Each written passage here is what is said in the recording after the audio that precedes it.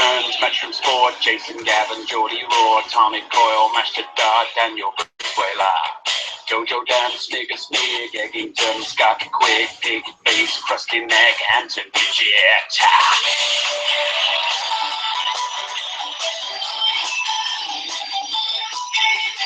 Johnny Ryder, Swifty Smith, Tesco Joe M, then comes Jim, Bradley Saunders, Headbutt, Martin Murray, title shot, IFL, fight pass, Kell Brook out there getting slashed, Garrick on his silver title, John Warrington's wedding. Sweet and ruined boxing, it was always fun, it's a heartbeat on it. Sweet and ruined boxing, so he's only like it, so I try to fight it. Jim was always fun, don't know what Smith, weird,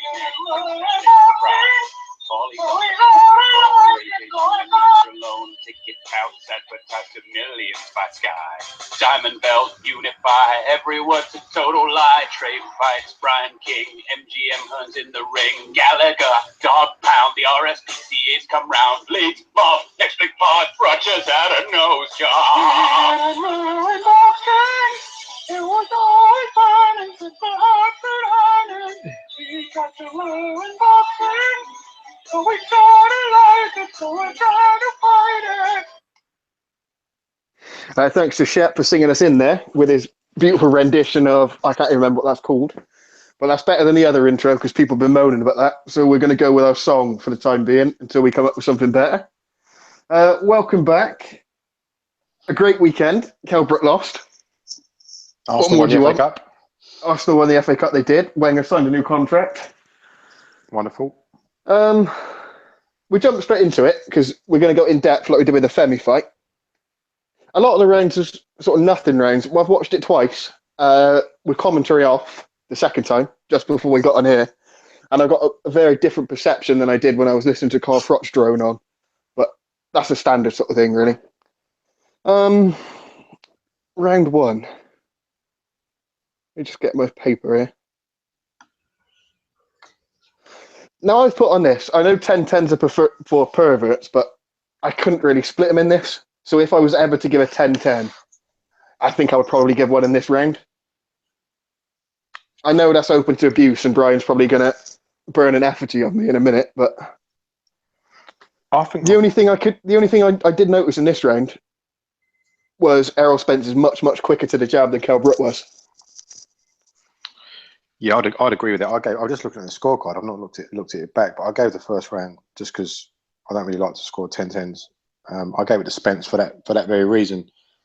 Just came out just trying to establish his jab. It was much quicker. Kell was trying to counter punch. He did manage to time it a few times, but I've just thought the better work and the cleaner work came from Spence. I mean, a lot of these rounds are same old, and especially the first five. They're difficult to split, but I just thought Spence was a bit sharper to the jab. And there was one time, I think I mentioned last week, that when you throw combinations against Spence, he has a tendency to sort of back up, and then you can go to work on him. And Brook threw a couple, but then just kind of didn't commit and just kind of let him off the hook. So I just really close round, but I gave the first one to Spence. Alex, did you jot anything down, or can you remember it at all, mate? No, I didn't really jot anything down. I mean, like you said, the first round was a bit of a nothing round, wasn't it? I seem to remember.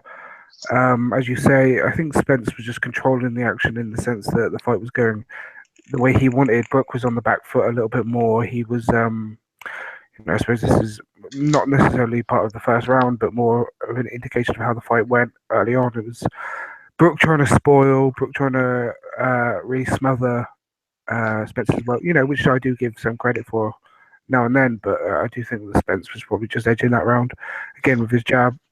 I noted this down much later on, but I'll address it now as you've just brought it up.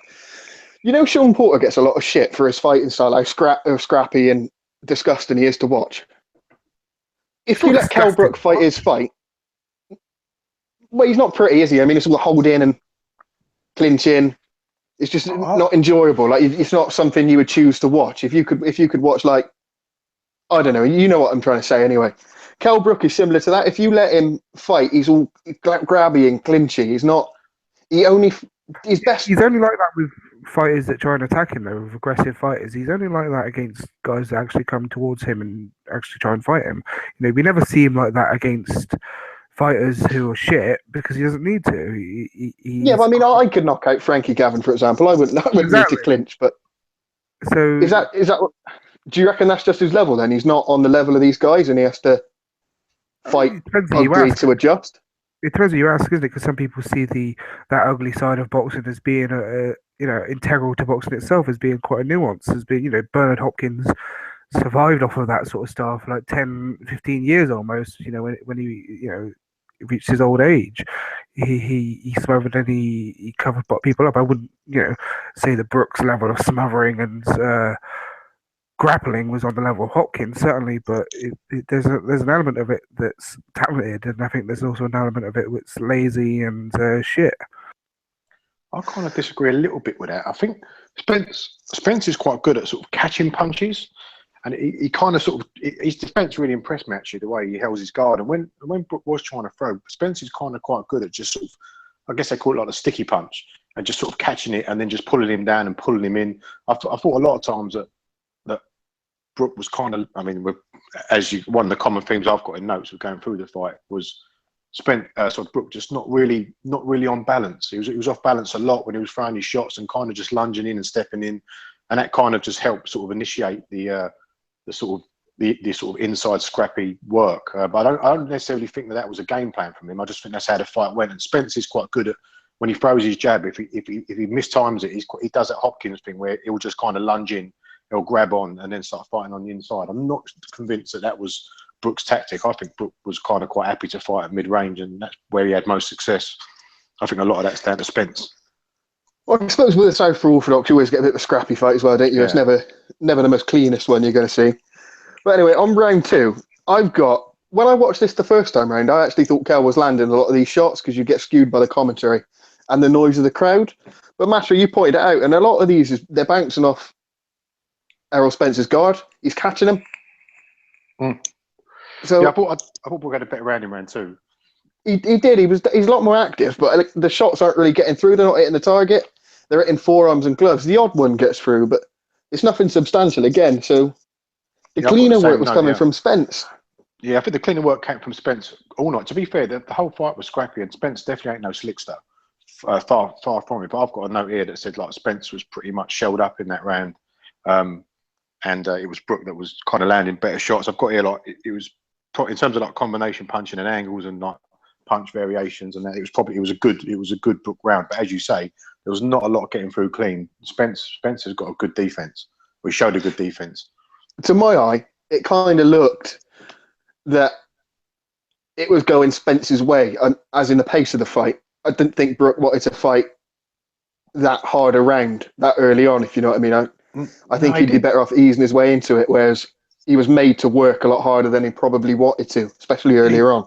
He never really got like good leverage on any of his punches. I mean, again, I've got another note here that about sort of Brook don't throw a lot of feints at all, but there's a couple of times when he does go to feint that again, like Spence was shell up, but he never really kind of took advantage. And when he did throw, like not a lot of it was coming through clean. I give the round to Brook still, but and I thought it was a better round for him. But yeah, again, not a lot of clean work.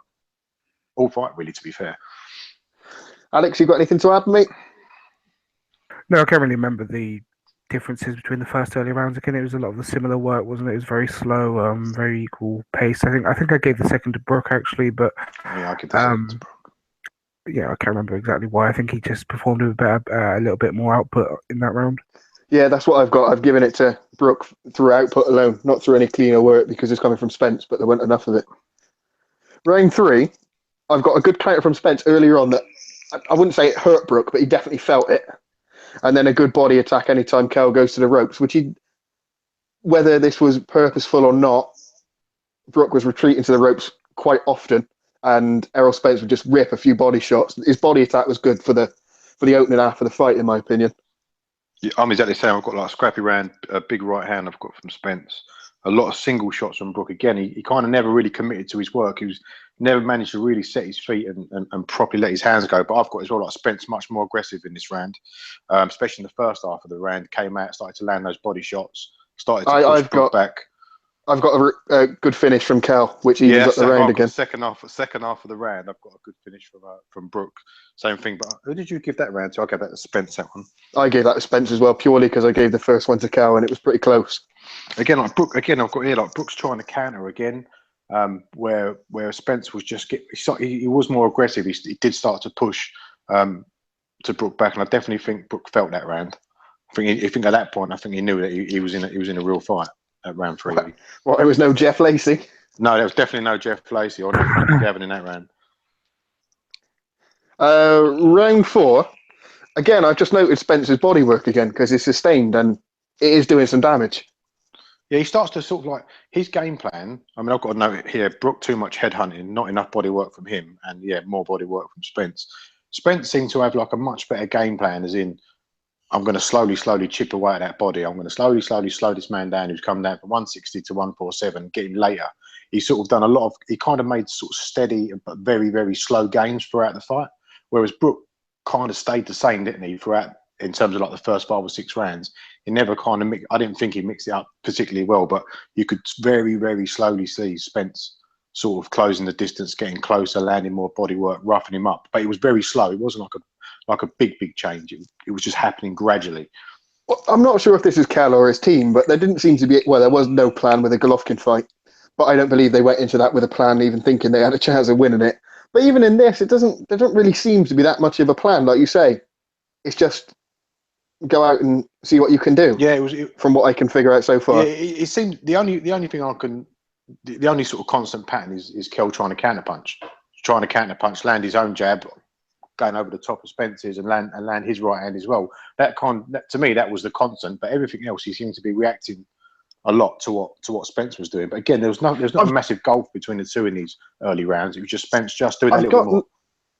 I've got noted down here that Spence is maybe not reaching, maybe reaching's not the right word, but he's falling short with jabs and then Kell's coming over the top of him and holding him down. Yeah, because it happens about 3 or 4 times in a row, and I'm thinking to myself, it's a pattern now, Kell. Why didn't you just let an uppercut go as he comes in with that jab and he misses?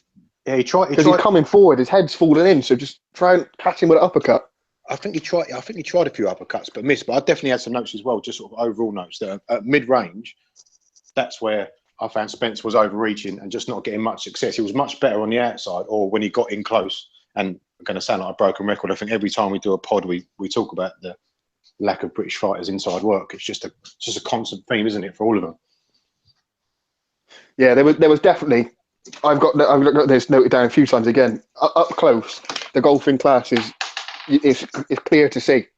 Yeah, clear to see. But everywhere else, I think it's sort of evenly matched. Maybe even Kell's got the advantage from mid-range, where he can let off the single shots and definitely get some success. A lot of single shots from Kell in mid-range. He was definitely better. But inside, it was weird. Like his Brook's not too bad in terms of it will tie up one hand, but then Spence would just work with the other. But he seemed to every time they got close, he was just like, "All right, come on in, ref, come and break this up now. We're together." But where Spence was always looking to work, and he might not have been landing huge shots, but again, it was just chipping away, slowly chipping away at Brook, and it obviously paid dividends down the stretch, didn't it? I was quite impressed with Howard Foster that he actually let them fight on the inside and let them work it out, as opposed to just break it up anytime it got a bit scrappy. Yeah, no, he done well. I didn't even notice him, to be honest, at all in the fight. No, yeah, his job. Because we give Howard Foster a lot of shit, so when he does something right, you might as well praise him. Yeah, I agree. Round 5, I've got nothing for this one other than Kell in control. Because up until this point, this is Kell's best round, I think. Yeah, I've got the exact. We're reading exactly the same. I thought. I actually thought. This was a good Brook round. I did think Spence hurt him to a body shot right at the end of that round, sort of last 20-30 seconds. But yeah, no, it was a better round for Brook. He landed a good right hand. Spence again, like showing good defense. And I've got here a note: Spence not great at mid range. And I made a little note here, asterisk, saying is Spence starting to blow, because I thought that was a really good round for Brook. Probably, yeah, 2 and 5. Probably was his best 2 rounds, I think. It was the easiest one to score so far, that. Yeah, it was. There's definite Brook round for him. But I do think he hurt him at the end of that 5th round, Spence, with a body shot. Spence ate a flush counter earlier on and he took it well. It didn't budge him. So he's obviously got a half decent share on him. Yeah, I think I saw on Twitter Brian say that he thought that that Spence got buzzed up a few times. I mean, I only think it was actually round 10. Where I think the left uppercut kind of staggered him a little bit, but I never got the impression at any point in the fight that he was actually hurt. took a few backward steps in that and just regrouped. But he never looked really flustered. I didn't think. Round 6 is early on, is when I first noticed the eye. He dabbed at it, whether it went then or not, or it was giving him some discomfort. That's Are we the talking about first the right time. eye or the left eye? It's not the same eye that Golovkin done. It's the opposite one. So that's the left eye that was swelling, wasn't it? Yeah. He dabbed at it within like sort of 20 seconds. There was a bit of a coming together at the ropes, not heads. Just Spence let off a few body shots, and then after that, as soon as they break, Kell dabs his eye, and I was in the WhatsApp chat with Shep and Ainsley, and we all read it at the same time. The eye's gone. Whether it went then or not, I'm not sure, but he definitely was dabbing at it like he was in the Golovkin fight. See, I didn't really think that the eye's gone. I just kind of thought that, well, he's just getting pinged with that jab all night, and it's just starting to swell. I don't know. I mean, I didn't make any comments about that. You can notice the eye was swelling, but I didn't think at that point it was broken. Because I remember when I watched it back, in between every round, I was looking to see what was going on in the rounds and like in the corner, and I never noticed any sort of blind panic or any discussion about the eye or any extra work going on. I didn't pick anything up in the corner, but they seemed distressed personally. Well, I just assumed it would have been the same eye again. How unlucky have you got to be to have both of them fucking go? We'll probably get on this after. Fight. I mean, his face has been obviously weakened by the Golovkin fight, but we'll get on to that. But in terms of round 6, I'm the same as you. I've actually made a note. Really good round for Spence. Good jabs, good body work. Again, he was slowly ramping it up, wasn't he, as he went through the fight. That body work. Started going through the gears. Yeah, he started to rip in those sort of corkscrew left. I don't know what you want to call them, like uppercuts to the body and left hooks to the body. Good. It was a good round 6, and for me, that's a turning point. Because I had it 3-2 to Brook after 5, but then I've got Spence sweeping every round. They were still close, though, some of those rounds, but from 6 all the way on, I've got Spence winning all of them. Round 6, I've just jotted down as well that from a viewing perspective, that's the best round of the fight so far. Like the most interesting one to watch. Bit of back and forth. Yeah, it was a messy fight, wasn't it? Do you not think it was quite a messy fight? Yeah, that's what I mean. Well, you blame a little bit on the Southpaw Orthodox, and I think Cal's quite scrappy anyway. Maybe not like Sean Porter level scrappy as we discussed earlier, but he's definitely messy when you let him. Round 7, I've not really got anything for this other than Spence is so much better inside. Yeah, same thing. I've got for some reason I've made a note here, and I've actually got it going on in the background again. That Brook's taken the centre ring here, but he's not really doing anything, and he's lunging in a lot. He's not throwing any feints. And again, it's just that Spence is winning this off the jab, throwing his jabs, throwing a 1-2. I thought this was quite a basic round, but another Spence round.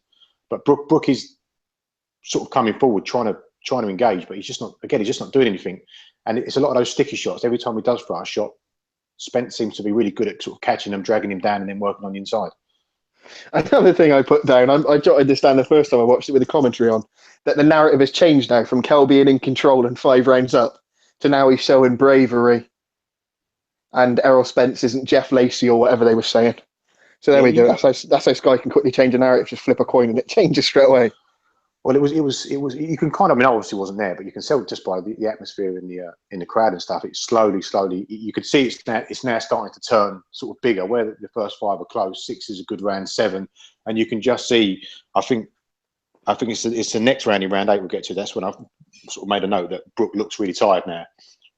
6 was a Spence round, 7 was another big one. It's turning now. The tide's turning. Round 8 then.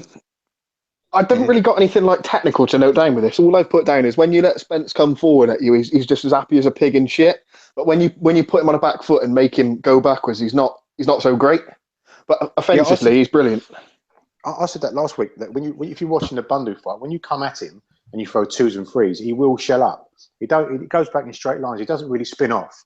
He will go backwards, and you've kind of got to commit. You've got to throw the first 2 or 3 and then kind of go again. And another theme throughout the fight that every time Brook did throw, Spence did shell up, but then he didn't go again. He just kind of allowed Spence just to grab him, maul him, put him on the ropes, and then just start tapping the body. But what notes have I got here? Again, not enough body work for Brook on the inside.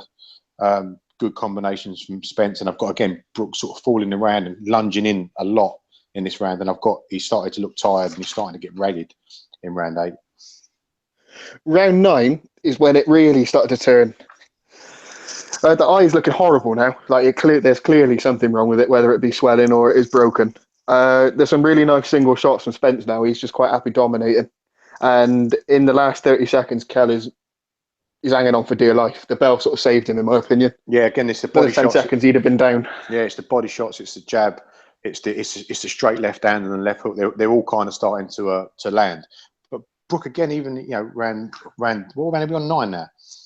Yeah. I'm just sorry, I've got round 8 on in the background here. But yeah, round 8 and 9. Brook's still getting success. He's still throwing a few combos, but Spence is just catching them all, and he's landing them much cleaner work, and he's pushing. It looked like to me he's pushing Brook back at will here. I mean, Spence ain't no Pernell Whitaker, is he? His defence ain't. It's not impenetrable. He's got a half decent guard, and he catches quite a few shots. But you're going to hit him because of his fighting style. He's aggressive, so he's going to get a call. Yeah, he gives you opportunities to the body as well. He does. His body is there. He does stand square on a lot, and there is opportunities to rip body shots in. But Brook all day he was just a little bit short. I thought he just never really sort of committed to his work. I don't think. Right then, round 10. Kell Brook took a knee. I don't think he was knocked down. Maybe a bit bundled down, but I think he could have stayed on his feet. He purposely went down, in my opinion. And I was very surprised. A few times, I can't see it. I can't see why he went down there. It's not a shot, is it? Really, that sends it down. Nah, he goes back to the ropes, then comes forward, then takes the knee. In my opinion, anyway. I mean, people would dispute that because Kell is so brave and he would never quit. But I was very, very surprised Howard Foster didn't stop it. He looked at one point like he was a few seconds from getting in. He was getting closer and closer. And then Kell fired back. And then after 20 seconds of that, Kell was in ascendancy towards the end of the round. It reminded me a bit of a Femi Vlad, that round where Vlad went down and then came back up and started bossing it. He hit him with an uppercut. He definitely hurt Spence. He definitely hurt Spence in that round. The only difference between the Femi Vlad and this one is Spence didn't blow his load going for the kill, whereas Femi did and paid for it. There was still something in Spence's tank. He's quite composed, isn't he, Spence? Even when he had Brook hurt, he will unleash a combo, but he doesn't go fucking spastic mental, does he? Oh no, he wasn't windmilling or anything mental like that. No. He was looking for shots to get him out. It wasn't just red mist. Let's get this fucker going. I haven't seen it for years, but it was kind of like, I wouldn't say the decline for Brook came out of nowhere, but it was so slow. It kind of like, I remember just the first time watching Cotto Margarito, the first fight, where it's obviously not the same fight, but Cotto's in control, and then sort of slowly, he just deteriorates, and then it seemed like boom, out of nowhere, shit, he's fucked. And whether Kell just does a really good job of masking that he's not as fucked as he actually was. But yeah, I was actually although Spence was coming on, I was quite surprised when he took the knee. I didn't really see that coming, like the way that he took it, as in I'm fucked. Because I didn't. It wasn't a punch, was it? No, definitely not. I wrote down there that this is a clever knee, and if he wouldn't have quit in the following round, I'd actually be praising him for this, whether he won or lost it. Say that again, sorry. I actually wrote down that it was quite a clever thing to do, because you often think to yourself when someone's getting battered around the ring, like Tudenov, for example, and they're on their feet, why don't you think, just fucking take a knee? Yeah. Give yourself 8 seconds. And Brook did, to his credit, and it worked for him. He got back up and he managed to get back in ascendancy of the round. So obviously, I've got to give him some credit for that. No, yeah, I agree. I mean, just talking about the Vlad fight, I mean, he took so many shots where he didn't need to. He could have just taken a knee and saved himself X amount of shots. But I don't know, it was just, I can't really explain it. He didn't seem that fucked to me, Brook. He was losing, and Spence, as I said, from 6 onwards, he won every round. But I didn't see that coming personally. I didn't see the knee coming. Round 11, I've just written 4 letters, and they spell out quit. Well, just jumping back to 9, I've got the old trick with the tape loose, the corner tape. Just nicking the tape. They did that in 11 as well, didn't they? Yeah, and I've got it the same in 11. So I've got another tape trick. And then I've got take a knee and quit. I also see him mouth into the corner saying, I can't see. When he's when Brook's down. I don't know if this is true because I didn't hear it the first time round and I didn't have the sound on when I watched it a second time round. But Ainsley has reliably informed me that Kell mentions the eye in the corner and Ingle tells him to shut up. Stop going on about the eye. I've read that on Checkbook Boxing that someone has said that Ingle had said, I know, something like that. He said, I know, don't say nothing, I know. I don't know what round that was. So is he saying that's round 10? I'm not sure what round.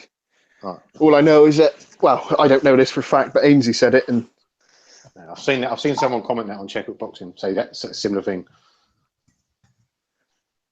Right, so now we're going to get into, did he quit or not? Well, yeah. Is it just me and you? Ryan, you there? A fucking puss. Did he quit? Oh, I fucking quit, all right. Absolute fucking pussy.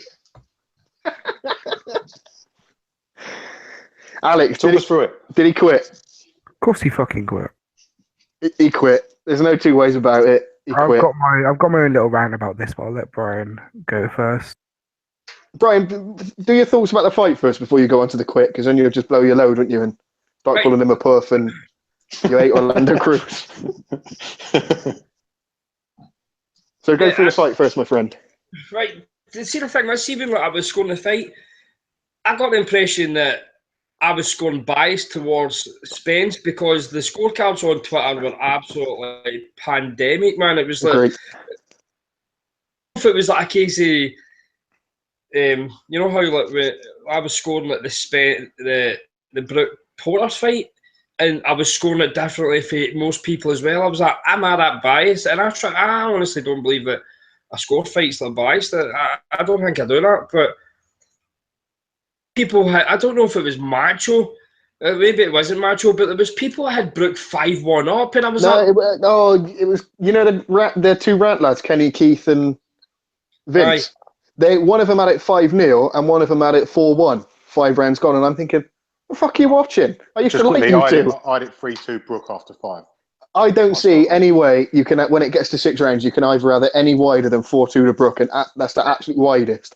The thing is, I had Spence 3-1 up after 4. I had it 3 each after 6. So I had Spence winning the fucking early rounds and Brook coming back into it.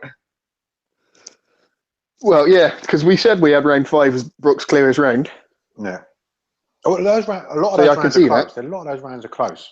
They were, Really and close. I was like, it's just basically what you like. But I just felt as if like in the early rounds that Brook was maybe like fighting in flurries where he wouldn't do much for a while, then throw a couple of flurries, then move away again. And because he would connect with a couple of punches, it looked pretty nice. Not, but Spence was like kind of fucking. He was like kind of coming forward. I'll tell you one thing: no, Spence cannot fight going on his back foot. He is a non-stop aggressive forward fighter. He's not a counter or puncher or nothing. I'm not saying he's like Golovkin type, right? But that is the way he's going to need to fight. He's going to need to be the aggressor, the front foot fighter, where he's going to have to push the guy backwards. He cannot. But I heard like, pretty sure it was a coalition saying no, it was Nyota, and we all know Nyota fucking spazzes out all for anything. He basically said the best work that the two guys were having was when they were fighting off the back foot. They were never ever control going forward, and I thought that was the absolute fucking opposite of what this fight was actually showing me. Yeah, I don't agree with that. No, it was pretty tight, but I gave it to Spence, and it's as if like, every fucker gave it to Brook, and I was like, so that just kind of kicked it off right away. I gave Brook the second, I'm pretty sure. In fact, I've got my fucking rounds here. I'm pretty sure I gave Brook the second. I gave Brook the second, then I gave Spence the next 2, then I gave Brook the next 2, then I gave Spence the rest, and I heard what Macho was saying that it's as if like the tide just totally turned, and I don't know what it is, but I just feel as if, and I'm not going to be harsh on Brook here, and I know there's people that's been white knighting and all, but Brook has always had a fucking quit in him. He's always had a quit in him. See, when you watch that Carson Jones first fight, I know they've got a built-in excuse where they turn around and say, oh, he was struggling to make the weight and all that. He really crashed away. That's not my fault. That's not anybody else's fault other than fucking Brook for being a big fat poof. So, Carson Jones absolutely give it to him. I tell you, like, Brook is the stereotypical bully. He's a flat track bully. Basically, he fucking like he looks spectacular when there's nothing coming back. But it's even somebody's prepared to fight back at him or not. It looks awful. I said this in the WhatsApp chat, didn't I? You know that Chavez fight that never came off? You know how much of a dirty, horrible bastard he is to fight? Why? And we know Kell's got acquitted in him. That Chavez could have found it, you know. I think Brook would have done a Darrell. Yeah, that Chavez could have found a quit. He would have deliberately get punched in the dick and knock it back up for it. But well, he likes that, doesn't he? So he'd get back up for more. I honestly believe that we maybe like a round or so to go. Let's see if there was an extra round. And I don't like using this because it's pointless because there is no extra round. But see if there was, I think Carson Jones going to get him out of there. He was fucking running in that fight, and he ran in the Golovkin fight when he knew he was going to lose. And seeing this one, he fucking run as well. He did the same thing. He did exactly the same thing he did in the Golovkin fight. He went round the ring in circles. Yep. But the tide just races. I tell you, I was, let's see, after round 6, when I gave Brook the last 2, that is when I tweeted, fucking Spence is a bum. I've always knew this. Like, maybe just try to kind of do a shape, try to fucking cover all bases. But I remember when you did say when you've seen Spence in the Golden Gloves that you didn't think he was all that, didn't you? I seen Spence in 1996 in the Golden Gloves, and it didn't impress me at all. But he's proved me wrong. But after I'm trying to read this chat at the same time. It's just going off one. But after the 6th round, I thought Spence was in trouble. I really did. Like, I can't remember who again it was in the coalition. It says I thought that the way it was looking that Brook could get him out there. I really thought fucking Brook hurt him and hurt him badly, and it looked as if he was just in a bit of survival mode. And I was like, Brook's going to stop this cunt in the next couple of rounds, but I don't know what it was. And they can't turn around and say like. Are you saying in round 6? So in round 6, you thought that Spence was hurting that round? I don't know if it was that round he was hurting, but I'm telling you, it's Brook hurt him in one of the rounds. I've not got to go back and watch the fight to write it all down, because like, I was sitting watching it down at my sister's bit, and I was just starting flogged with the fight. I didn't want to. I hate now watching a fight and I'm having to fucking sit and like just totally concentrate on what I'm watching. You need to do that. Like, you need to go back and watch a fight after that, just so you can kind of write notes down on it. But I just did not have time to do that. But I definitely think Brook hurt him in one of the rounds.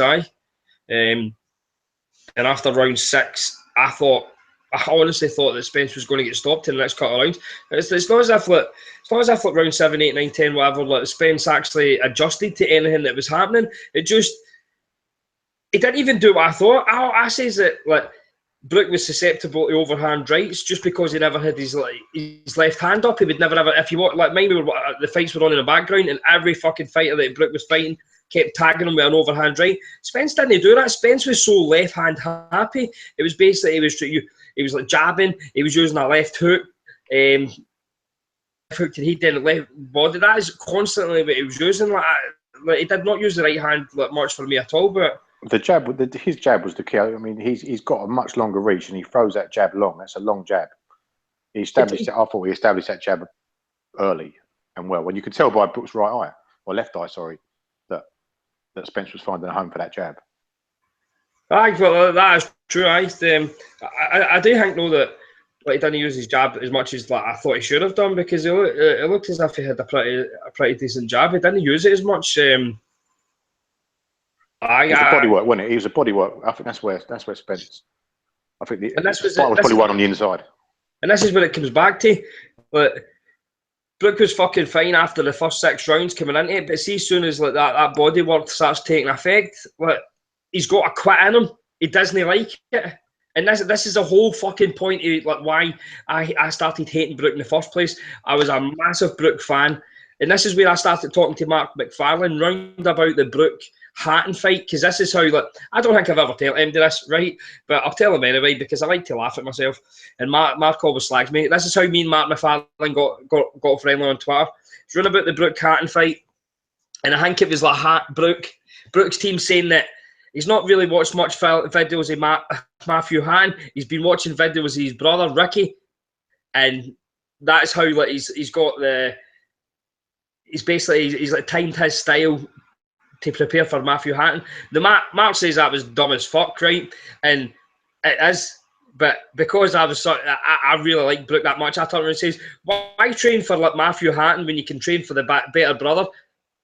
Fight like each other, right? But that's basically how we go. I basically fucking pure casual mode at that point. That's how me and Matt got. But I was a massive Brook fan at that point. But see, after that, he's running opponents. I was like, I'm not even interested in this guy anymore. He's got so much talent, but he doesn't fight nobody. But I may become the opinion now that he is at a certain level. I mean, I want to go into the Americans. I really fucking want to go into the Americans and how much they wank over Brook and Eddie Hearnright, but we'll get to that. But Brook, for as much as he's got power, he's a good boxer, he can move. When it comes to being a boxer, I mean, I know people turn around and say, could you get in the ring and do it? No, I couldn't fucking do it because I'm not a good boxer, you dickhead. It's not as if, like, oh, you win the fight with a broken orbital bone. How the fuck would you know? Boxer doesn't mean that I couldn't be able to fucking, like, carry on. I'm as hard as shit. But just because I can, like, I'll tell people, I went into the ring with the Scottish champion at one point and got my absolute cunt kicked in. And at that point, I knew I cannot fucking box. So I stopped doing it. I was like a fan of the sport. But I get leathered, and I knew I was like, I'm never going to get to that level. Why the fuck would I want to keep going through that? But these guys are programmed totally differently. This is nothing to do with, like, oh, you can't do that. Yeah, obviously I can't. So that's why we looked up to boxers that fucking do it. They go above and beyond what we can actually do. Why would we actually want to be a boxer that would quit? We don't. When we see guys that would just go fucking through anything, man, a lot of people have got a lot of hard-ons for, like, Gatti, right? That's all people ever talk about is Gatti, how much he will bite down in the gum shield. Well, would bite down, but obviously he bit down and his fucking woman hung him and he died, didn't he? Like the wee pussy he was. There's another fucking quitter. Gatti, quitting bastard. Right, but people talk about these boxers because we basically want to be, a better word, we want to be as hard as these people. Imagine, like, James Toney. Think of the amount of kings James Toney's took fighting bigger guys. Did he quit? Did he? Fuck. After Abraham. Right? Lucas Matisse, somebody cast that up. Lucas Matisse quit there. I don't give people a fucking pass for that. I do not give people a pass saying, oh, he lives to fight another day. I do not give a fuck. I pay my money to see people live another day. I pay my money to see people die. That's what I pay my money for. I've got my boxing manifesto. I will get onto that, right? But I don't know what happened. I do not know what happened in round 7 here. They might turn around and say that's where he broke his orbital bone, but you don't break your orbital bone and you fucking hit a brick wall as badly as he done, because it was one-way traffic after that and you could see it. Spence was absolutely fucking pounding on him, man. Pounding on him. The boxers that seem to be hurt, and what did he do? Like, look at Ricky Burns. We keep going back to him. See, when he broke his jaw, what would he do? He would constantly have his fucking his like, gloves up to his face, trying to protect his jaw. He was in survival mode, absolute survival mode in that fight. But he kept protect his jaw. Brook had absolutely no willpower whatsoever to try and just protect that eye to try to fight out. No, he didn't. Like, he fought back in the 10th round. He had an opportunity to quit then. But see, because he had a bit of success, he kept going. But see, in the 11th round, when he knew, it was basically Golovkin in the 5th round. You know, when Golovkin just basically started to dominate that fight, they looked for the first fucking excuse to get out of that fight. That is exactly what happened here. He fucking knew that he was about to get stopped. Protect his eye. Once again, he was just basically trying to protect being fucking stopped by a boxer. This is basically what it is. All he done for years is slag Amir Khan for getting knocked out. I tell you, Amir Khan's been... I'm not an Amir Khan fan. I particularly think he's a dick. Amir Khan's been knocked out once in his fucking life. Once. That was against Canelo. Every other time, he has been absolutely banjoed and he still tried to get up. It was Garcia, wasn't it? He got absolutely fucking wiped out, man, and he still get back up. And he still tried to get back up. Right, so... there's all these vines and funny fucking videos he can. This is what Brook doesn't want. And this shows you the fucking mentality of this guy. Absolute mentality that he went into that fight with Golovkin ideology that he could quit. And he's got it into his head that he does not want these fucking vines and pictures of him getting knocked out. That's absolutely pathetic for a fucking professional boxer. Absolutely fucking pathetic. Well, Bellew was right in the after-fight comments, wasn't he? You've got an echo, bro. I've got an echo? Yeah. Right, I'll mute myself. Bellew was right in the after-fight comments. Oh, yeah, there we go then. Bellew was right in the after-fight comments, and you could tell Johnny Nelson wasn't comfortable with it because obviously Brooks is pal in that. And Cam was saying you don't quit either, and they're right, you don't quit. Rightly or wrongly, people like Margarito, Arthur Abraham, they set the standard, man. If you're injured, you get through it. And if you have to lose, you lose properly. You don't fucking quit. That's the reason why everyone goes for Cotto, because he quits and other stuff with Carter as well. Like he walks out of interviews and stuff like that, or doesn't get interviewed at all.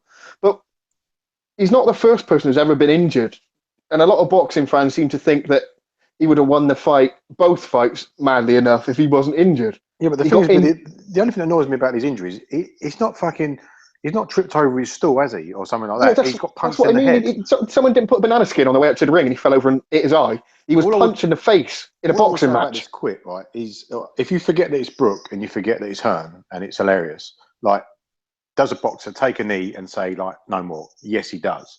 I guess so. What I've been trying to think is, I mean, the only person that knows whether that he could have continued or not is Kell Brook. We don't know. He's saying he can't see.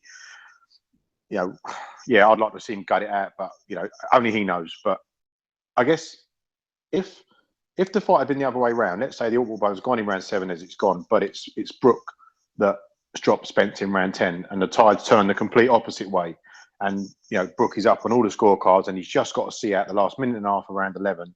And then round 12, we already saw the tape get cut on round 9 and round 11. They can always do untie the shoelaces in round 12. Does everyone think that if it's been the other way round, does Brook run? Does he hold? Does he do whatever he needs to do to see out round 11 and just get himself to round 12? Yeah, he bites down on his gum shield and finishes the fight and wins if he's up on the cards. There's no fucking way he quits. He quit because he couldn't win. That's kind of odd. You know, the thing is, because I box, I do a bit of sparring, and I know fucking how odd it is. So I never really want to come here and go, he's a fucking pussy because he quit, because it's fucking hard, and it's not nice getting punched in the head. Let me say this: he's obviously got a set of stones because he didn't need to fight Golovkin. He wasn't forced into it. He chose to do it. We'll get onto that later, but he don't get no credit for that. And he didn't need to fight. Although it was his mandatory, he could have quite easily dropped the belt and fought Americano and moved up. He didn't need to fight Errol Spence. He had no choice. So I still don't believe that they've done everything they can not to take this fight. And I still think that once Brook said, I want Pacquiao and Khan at 147, they couldn't get Cotter in the ring at 154. There was no one else. I don't think they had a choice but to take Spence, but they did try everything not to fight him. I disagree. I don't think Brook tried everything. I think Brook was quite happy to fight him. So in my opinion, Brook has got a set of stones. But when it matters, they shrivel up into his fucking ball sack and go inside his belly. Well, I don't know if this is a nice. I don't know if I've forgotten his name now. I don't know whether Alex wants to come on and have his rant before we kind of move on to that Golovkin fight. I think that's quite important to what we've seen today and whether that was the right move or not. Also, what we saw on Saturday. Go on, Alex, blow your load. Oh yeah, it's just, my rant is in a very similar vein to what Brian was saying. You know, the thing that's been annoying me most this week is mostly the reaction to have people who like us who are saying that Brook did quit, and people's reactions to this. And usually the response is, "Oh, you've never boxed, you're a twat. You know, how many rounds have you boxed? Have you ever stepped in the ring? Blah blah blah." But we're not judging Brook based on how we would react in the situation. We're not judging him based on how we would do in a boxing ring, because you know, if we got in the boxing ring and you said, "Oh, you would have fucking quit if your eye were gone," mate. If I was in that boxing ring against Errol Spence, I would have been knocked out in the first 10 seconds because I'm shit at boxing. I'm not going to get anywhere. It's not about how I am in the in this sport or how I perceive myself. It's how we perceive everyone else in this sport and how we perceive a professional and professionals at the highest level, which is where Brook is supposedly at. He's at the highest of the highest level. He's world level. You know, well, maybe one sit down from pound for pound, but you still expect the absolute top from these lads. And the reason for that is because that's what this sport is about. This sport is about the legends and the names and the history of this, you know, of all the greats that we've seen in the past and the injuries that they fought through. And we in boxing, we've seen, you know, there's almost an obsession with celebrating the greats of the past and the successes they had, and you know, we wouldn't remember, you know, the greats like Muhammad Ali, Joe Frazier, and Joe Lewis, and just everyone, or you know, the Four Kings, and even, you know, Duran himself. I would say that Duran himself quit, but he proved himself in a lot of other ways. But we've got a certain set of standards that we hold all fighters to, I believe, and Brook just didn't meet it. I think that it's not even just old fighters that were setting him. You know, people say that all these old fighters they fought, once a week and they had about 500 fights under them and they fought with two eyes missing. It's not the case anymore. I mean, people get injuries all the time these days. I mean, you look at fighters just recently, Francisco Vargas against Takashi Moira. His eye was fucked. His eye Amber was Chow. Yeah, but Amber his eye was right. He beat Moira. He knocked him spark out with his eye fucked. You've got Eric Morales against Garcia, wasn't it? no, was it Garcia? No, it was fucking Maidana. Maidana, Oh, that's the one, yeah. one of the hardest punches ever, and he finished that, and he nearly won that fight. Some people thought he did win that fight. You got the state of Lebedev's eye against fucking Jones. The Jones who's juiced up to fuck, and yeah, he lost that fight, but fuck me, he kept going and he kept going. You got even Paulie fucking Malignaggi. Paulie Malignaggi against Cotto, Kevin Mitchell against fucking Jorge Linares. Linares, yeah. You've got Pavel Volak against Delvin Rodriguez. His eye was like a fucking melon. Arthur with a jaw, Ricky Burns with a jaw, even Scott fucking Quigg with a broken jaw. Audie Harrison with a dislocated shoulder. Yeah, still iced him, man. Vitaly Klitschko, yeah, he quit with his shoulder, but you saw his fucking face against Lennox Lewis. He was Right, raging. but I'm saying, he's Paulie Malignaggi. Like, let's not fucking kid on here. I know you're all Cotto haters, right? I fucking love Cotto. I love him. He probably don't get the greatest of wins on his resume, right? But see, for entertainment, fucking lived up to, right? Paulie Malignaggi was practically unknown when he went to fight Cotto and get his orbital bone. Let's see if you look at his orbital bone, the face on him, it's far worse than Brook. I don't even believe that injury is real for Golovkin. I really don't. But anyway, mate, look at Margarito's face against Pacquiao. That's one of the worst. And against Cotto in the second fight as well, he was a mess in that. Hang on. Let me just jump in here. Look at the state of Margarito now. Just playing a bit of devil's advocate. I couldn't care No, I'm not saying that I want Brooks to end up in that condition, but I'm just saying, like, these people set the standard. Yeah, no one's saying that. I don't want to see Brook blind. I don't want to see him dead.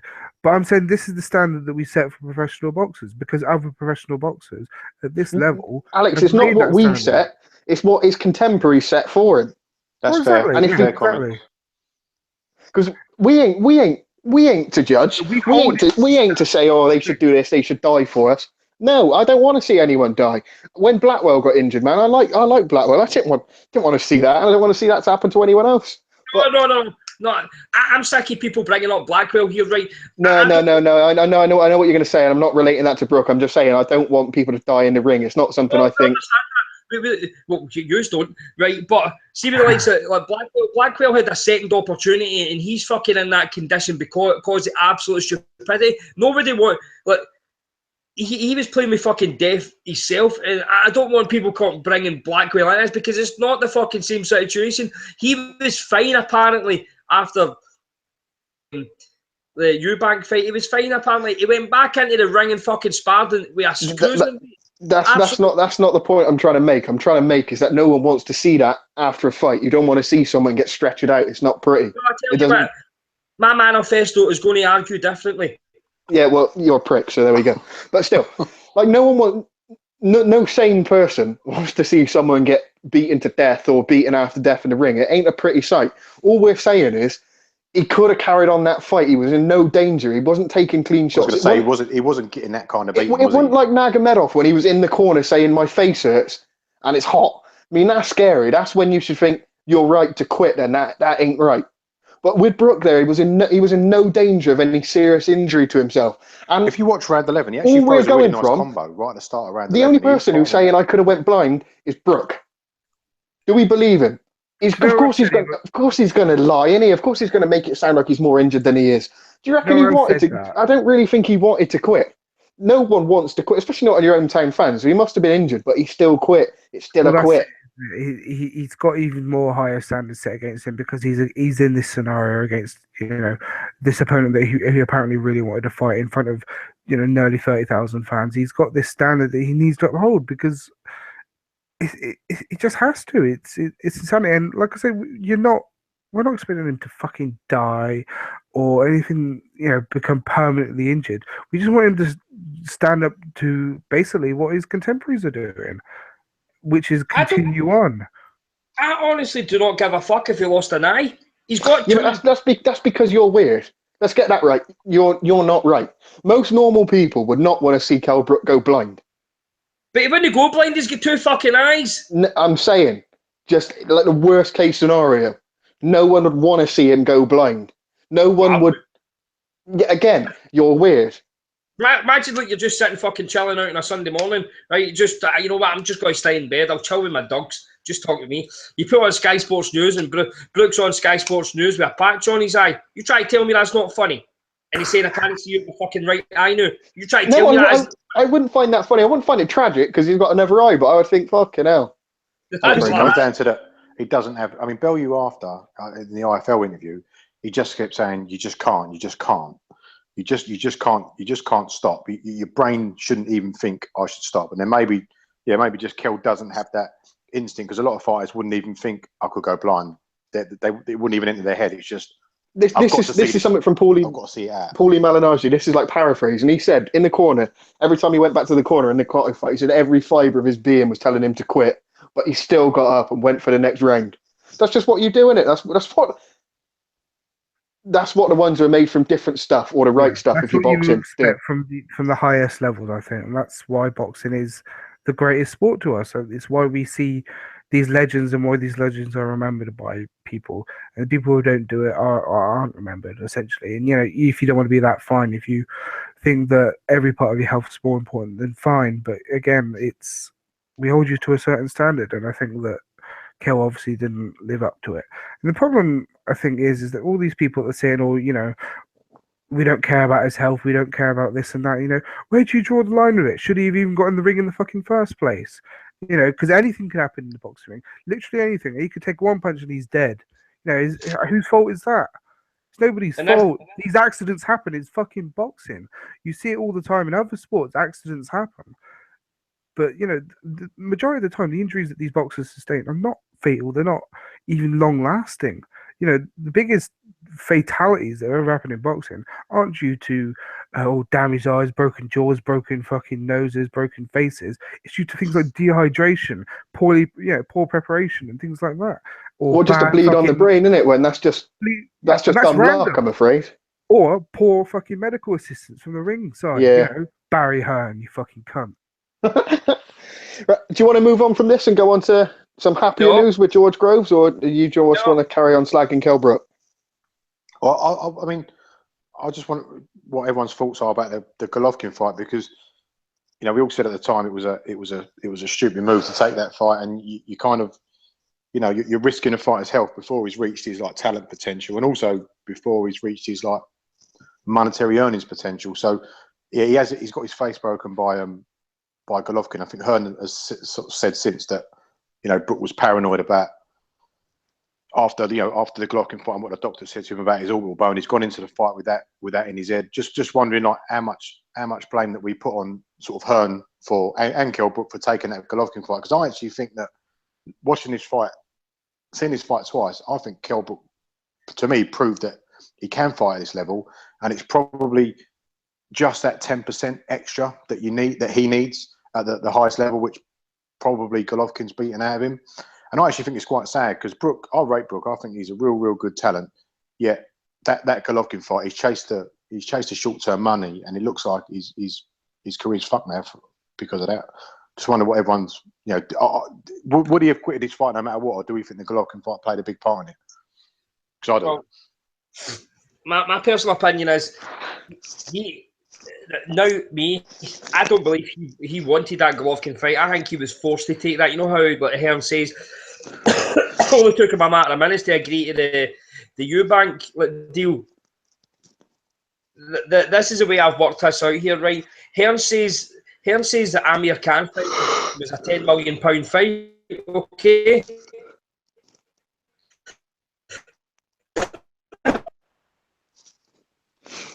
You're breaking up.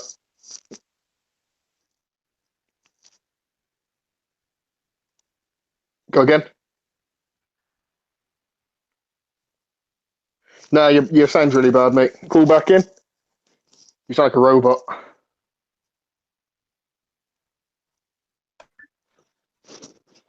I can't fucking call any of that bastard on it.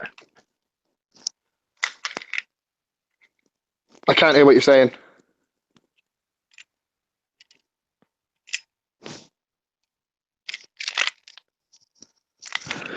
This is great radio. Try talking again. Come on.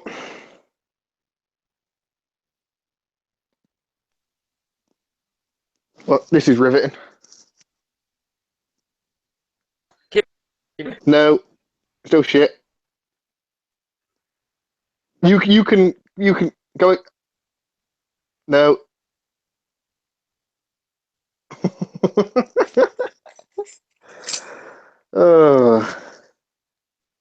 What point was he trying to make? God knows.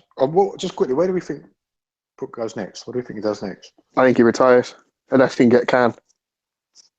Yeah, I was thinking this because Hearn said today he's definitely moving up to 154, but I can't see how that's going to help with glass face. But who's he beat at 154? Let's be fair. Out of the champions, that shit Charlo is now not shit. He's half decent. Jared Hurd beats him. Andrade beats him. I reckon I'm the same as you. I reckon I said this. I wouldn't be shocked if he comes back at a stupid weight like 150, something stupid like that, or 149, and then they try and cash out with a Khan fight, which has absolute zero relevance anymore. I mean, they really have just fucked that up completely because nobody gives a shit about that anymore. But I don't see. He might be stronger and he might be fitter and he might be healthier, but it's not. His face ain't going to hold up any better fighting geezers at 154 that rehydrate to mid 160s. So this is one for Ainsley really, because there's probably a genuine argument to say that he should call it a day. I don't think you can have two fights back to back and break both your orbital bones if they're true, and then move up in weight. That's not going to help.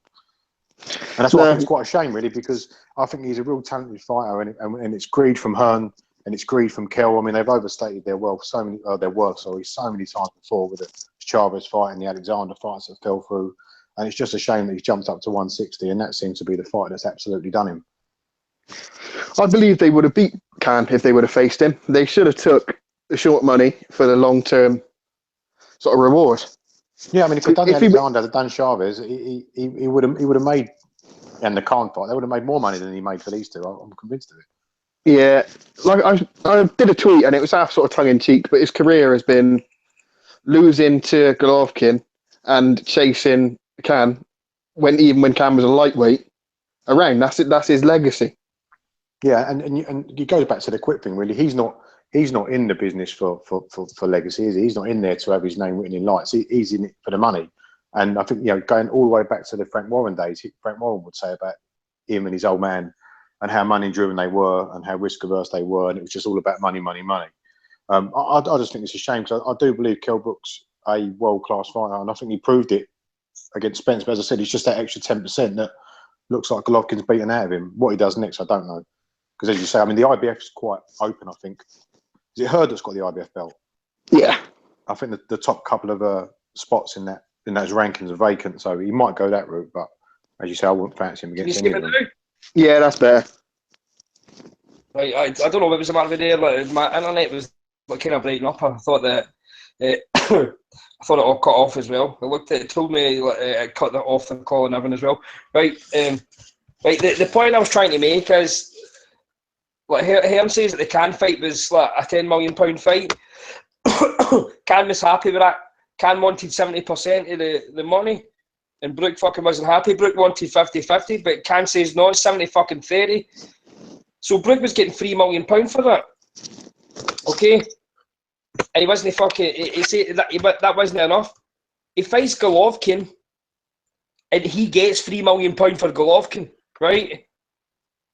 The rumours are that he's getting £3 million for Saturday. So he's basically turned down the exact same money to fight Khan, which his promoter was fucking happy with, to fight Golovkin, then to fight Spence, who didn't want to fight in the first place. Now, I do not believe for 1 minute he wanted to fight Golovkin. I believe that he was forced into fucking taking the fight, because Hearn's on record saying that he never ever made any money off of Brook. He was always at a loss, because he was fighting in front of like 8,000 people. His TV numbers were always good. For some reason, see Brook on like Sky, he was always like he was below Frotch, wasn't he, at the time?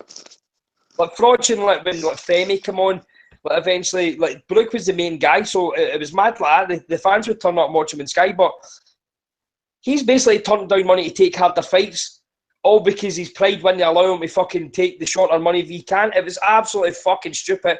He's not even like, if he thinks that Khan's difficult now, how fucking badly do you think it's going to be when they eventually try to make that fight? Can's just going to be an absolute fucking nightmare. I don't even want to see that fight, but personally, I don't believe that he wanted to take that Golovkin fight. I know they turned around and say it took him 3 minutes, but it was basically a case of, I think the conversation went this way.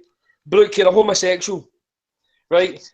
You're either going to have to take £3 million for Golovkin, which you're going to guarantee to keep your belt, or the mandatory is going to be called for Spence, and you're going to have to fight him by the end of the year, and you're going to probably make lesser money. Now, it looks to me that Brooks took this fight with Golovkin and his profile is actually raised, because if he is actually getting £3 million for this pay-per-view, which I fucking find absolutely insane, by the way, then his profile must have been raised for Golovkin, because there's absolutely no chance if he didn't take that Golovkin fight that he would have been making £3 million for Spence, because nobody even knows who Spence is. They don't really promote it. What I have to say is, I know people turn around and say there wasn't 30,000 in that arena. The Hearn says there was 27,000 tickets on there. But see, even in the fact that Hearn got 27,000 people, and granted, Sheffield United have done well to win the league, and he's latched onto that. But that's what Hearn does. I'm not going to shit on him. 27,000 people to go and watch Kell Brook's absolutely fucking outstanding, considering some of the price tickets as well, and the fact that it's an absolute fucking shit stadium. If Sheffield United don't get promoted, that fight's not there. Hearn is clever at that. He's good at tapping into like a city zeitgeist. He knows what he's doing. I basically. So he's basically like, my main issue is he's chased Can for 10 years for fuck all, to basically take 2 fucking hard fights at the end of his career. He took a Golovkin fight that he didn't fucking want to do. I mean, people turn around and say he's so brave taking Golovkin. Hold on a minute, look at his resume up until then. He fucking fought no cunt. So if we programmed that badly here, that just because he actually takes a risk fight, that he gets credit for it because his fucking whole career's been a mirage. No, I'm not giving him credit for the fucking, he was forced into even fighting like Porter. With the amount of pullouts that he'd done before with Alexander, one of his weight issue, he couldn't make the weight. Another one, like, apparently he really did take a foot injury. Alexander got injured. He turned down like Mike Jones. Fucking Tim Bradley offered him years ago. Vargas, Chavez, Rios. How many people was he going to turn down? He eventually got backed into a corner that he had to take his mandatory. Now he went to America. He beat Porter. I scored the fight for Porter, and this is what I'm kind of shoehorning this in here. Kell Brook tried to do the exact same Spence as he done with Porter. See, when somebody's fighting back, he tries to hold and punch. He tries to fight like Klitschko, and it just shows you that he's not got the mentality that he wants to fucking fight through something like that. He wants to basically hold on and like tire out and hold it out. And what Spence didn't allow him to do was to hold him and keep holding him. Spence would hit him in the clinch. He would try and punch him in the face, hit him in the ribs, just hit him absolutely anywhere and get himself free. The referee wasn't breaking him up much. It was like Spence that was getting out of that and firing back. So, I'm just fucking raging. I'm like, the Brits. What are you raging at now? Because the Brits seem to get so much credit for losing. He fucking lost. He lost this fight. He gets more credit for getting his face caved in and quitting than he would have for fucking winning that fight. I'm telling you, he would have. To be fair, I don't think he's got that much credit for this one in terms of being brave. I mean, Hearn's gone pretty quiet. The hype machine's nowhere near being in the same sort of overdrive as it was against Golovkin. Look at the amount of spasms defending in there. I mean, this is why we're having to, have our. Yeah, it's not on the Golovkin level, is it? Well, no, of course not. No, the Golovkin level was mental. That's why they took the Golovkin fight, because they knew that's what would happen. They knew that as soon as he lost, they could just shut out their own world. Look how fucking brave he was for going up to middleweight to fight the pound for pound best fighter in the world, even though he wasn't the pound for pound best fighter in the world. They just they build it all up and then they just break it down afterwards. And they've got it ready-made excuses before the fight's even fucking done. They know that they can say, well, you didn't have to take this fight. Same with Spence. Oh, you didn't have to take this fight. Oh, Spence is, one of the biggest prospects in the world. You didn't have to take this fight. You did really well doing this. And then it's just ready-made excuses constantly. It's fucking pathetic. I'm just disappointed in that. I was at the Golovkin fight, and I was the most miserable person in there. I wasn't even standing up cheering. I was just like, why the fuck is this fight happening? Why is it? This is absolute fucking ridiculous fight. And it looks like the fucking chickens have come under roost, really. I just think it's quite sad because I do think Kell's decent, and it was just a fucking stupid fight to take, and I don't know what he does from here, to be honest with you, with that glass face. I think he's fucking pretty much done. Well, let's go around then. What does he do? In my opinion, it's can or retire. Macho? Same as I said earlier, I think it's a warm-up fight, something stupid like 149, and then they cash out against Khan. Alex? I think that he has a couple fights at 154. I think they'll probably try to make the Khan fight just simply because it'll make a bit of money. And I think the whole reason why they avoided the Khan fight in the past was simply because that they had no excuse for it. Just as we were saying with the excuses ready-made for Golovkin and Spence, there was no excuse for, or even with Porter. I mean, they were saying before the Porter fight, oh, he's a fucking next Mike Tyson and all this shit. Mini Mike Tyson, yeah. And Sky was saying that as well, not just all the Yanks, but afterwards it was only the Americans were calling him that. No, Sky was saying it too. Sky had fucking Porter winning that fight. Let's not forget that. But losing to Khan after all the shit that's gone between him and Khan, losing to Khan would have left Brook and up shit creek. So, but now he's already in shit creek for being a quitter. He can fight Khan with no real worry or risk, apart from ridicule in the future. But it seems like he doesn't really care about that. Brian? Yes. What does Kell Brook do next? Does he retire or does he carry on? What would you do if he was in? Right, and that takes me along to my other point. Why should he be on Sky Sports again? Why should he be on any sort of TV? Because if he went into this Spence fight with the mindset that, then you try to tell me that he will not go into the next fight with that, and as soon as he gets fucking punched in the face, he might just say, "Oh fuck this, man! What sort of damage is this going to do to me? I'm going to take a knee." Why? I'm not there to pay. Get fucking hundreds and thousands of pounds to just quit at the first opportunity. But I don't believe he should be allowed on the TV again. I think see if he wants to fucking earn it. He goes on the undercards. He fights. He should not be headlining shows. He should be like in a main card. He should have to earn it. If he wants that title shot again, he earn it. But matchroom fighters are so entitled and say, I've earned the right to go up to like 154 and fight for a world title. You have earned fucking jack shit, my friend. You have basically you've got nearly 40 fights, and out of the 40, like, what many fights has he got? 30, I think. Is it 37, 38 fights or something? Yeah, something along them lines. I'll have a look in a minute. 38, yeah. 38 fights. He's took on 3 opponents. 2 of them he's quit against now. People keep turning around and saying the Golovkin fight wasn't a quit. It was a fucking quit because he ran like fuck. And they last like, 5 minutes or something like that. He ran. He did not want to fucking engage in that. He was looking for a way out, and the corner fucking gave him it. He quit against Spence. And let's get this right. That Porter fight was dirty as fuck. He did not want to fucking fight in that either. He just cuddled up. He was basically, seriously, see if that was put in the police academy, that fucking fight, it would have blended in with the Blue Oyster Bar because it was gay as fuck. Brian, who do you want him to fight next? I want him to fight the Charlo that's just went up to middleweight. All right, you do want to see him get killed then? I want to see him fucking lose an eye. I want to see him lose an eye. So can I just quickly jump in? Before we move on to the pros, there's been a lot of hate and there's been a lot of rage. But I just do think we need to give credit for Errol Spence because he's come over to the UK. I like the fact that he said he didn't want to fight for a vacant title. He wanted to fight the champion. He's come over to Sheffield. I don't think he's been past 10 rounds before. That was an excellent performance from him. He is the truth. He is the real deal. And yeah, we have to give him props and can't wait to see what he does next because we haven't given him as much credit as we probably should have done.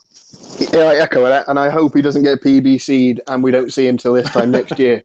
Let's see him in winter. Let's see him against like a Sean Porter in the interim while we're waiting for Thurman to recover from his elbow. Because that would be like a learning fight for him because Porter's obviously scrappy and whatnot, so it wouldn't be just some bullshit defence. It'd be a good solid defence and then on to Thurman, which I think would be a great fight between the pair of them. Yeah, agreed. And I'm not going to pick who I think would win that yet. But I want to like finish off this. Like, I've obviously got my boxing manifesto right, but Yeah, we'll do that after Yeah. Groves. I know, but I want to finish off with Brook, Spence singing a fucking nice way. These scorecards were absolutely fucking perfect. We don't ever like compliment. We don't ever fucking get. The Dave 5 Harris one rounds was a wasn't bit. 95, 90. The Dave Paris one was 1 point in it, wasn't it? That wasn't great. I didn't think. What was it? 5, 3, and 1, wasn't it? Adelaide Bird had it. Adelaide Bird had 5. So the Yeah. lad had it 3, and Dave Paris had it 1. I had it 5. I don't have a problem, mate. The rounds were tight. It was just depending on what way you were going to score it. Yeah, fair enough. So are we really saying that we had a good ref and good cards in a fight? Oh, I wouldn't say the undercard was good. I mean good cards. Aye. Right, Groves then. I was really happy for him because Macho touched on this last week, and it was an excellent point about his career just being misery and pain. And you could see after the fight when he was interviewed, like it sort of was washing away when he was speaking. It's going to go one of two ways for him, as I said to Macho. It's either going to be the making of him, where now he can fully realise his potential, like he can believe in himself now that he has reached a goal, or it'll be his Everest moment, and he gets beat by someone he shouldn't get beat by next fight. I did have a little panic to myself early on when Tudorov was just not being fucking budged and kept coming and coming and coming. I thought, oh, we've all done it again. We've all overlooked Tudorov like we overlooked Jack, and Groves is going to get beat, and then we'll just be back to square one, and he'll change train. He'll come again. But it's not often that emotional is not the right word, but it's not often I get happy watching someone box or someone win. Usually I get happy watching them lose, but with Groves, I was really pleased for him. Because I was supporting him in both Roch fights because Roch is a cunt. I supported him in Barry Jack, and that bit us on the ass. And then since then, just treading water. What was it?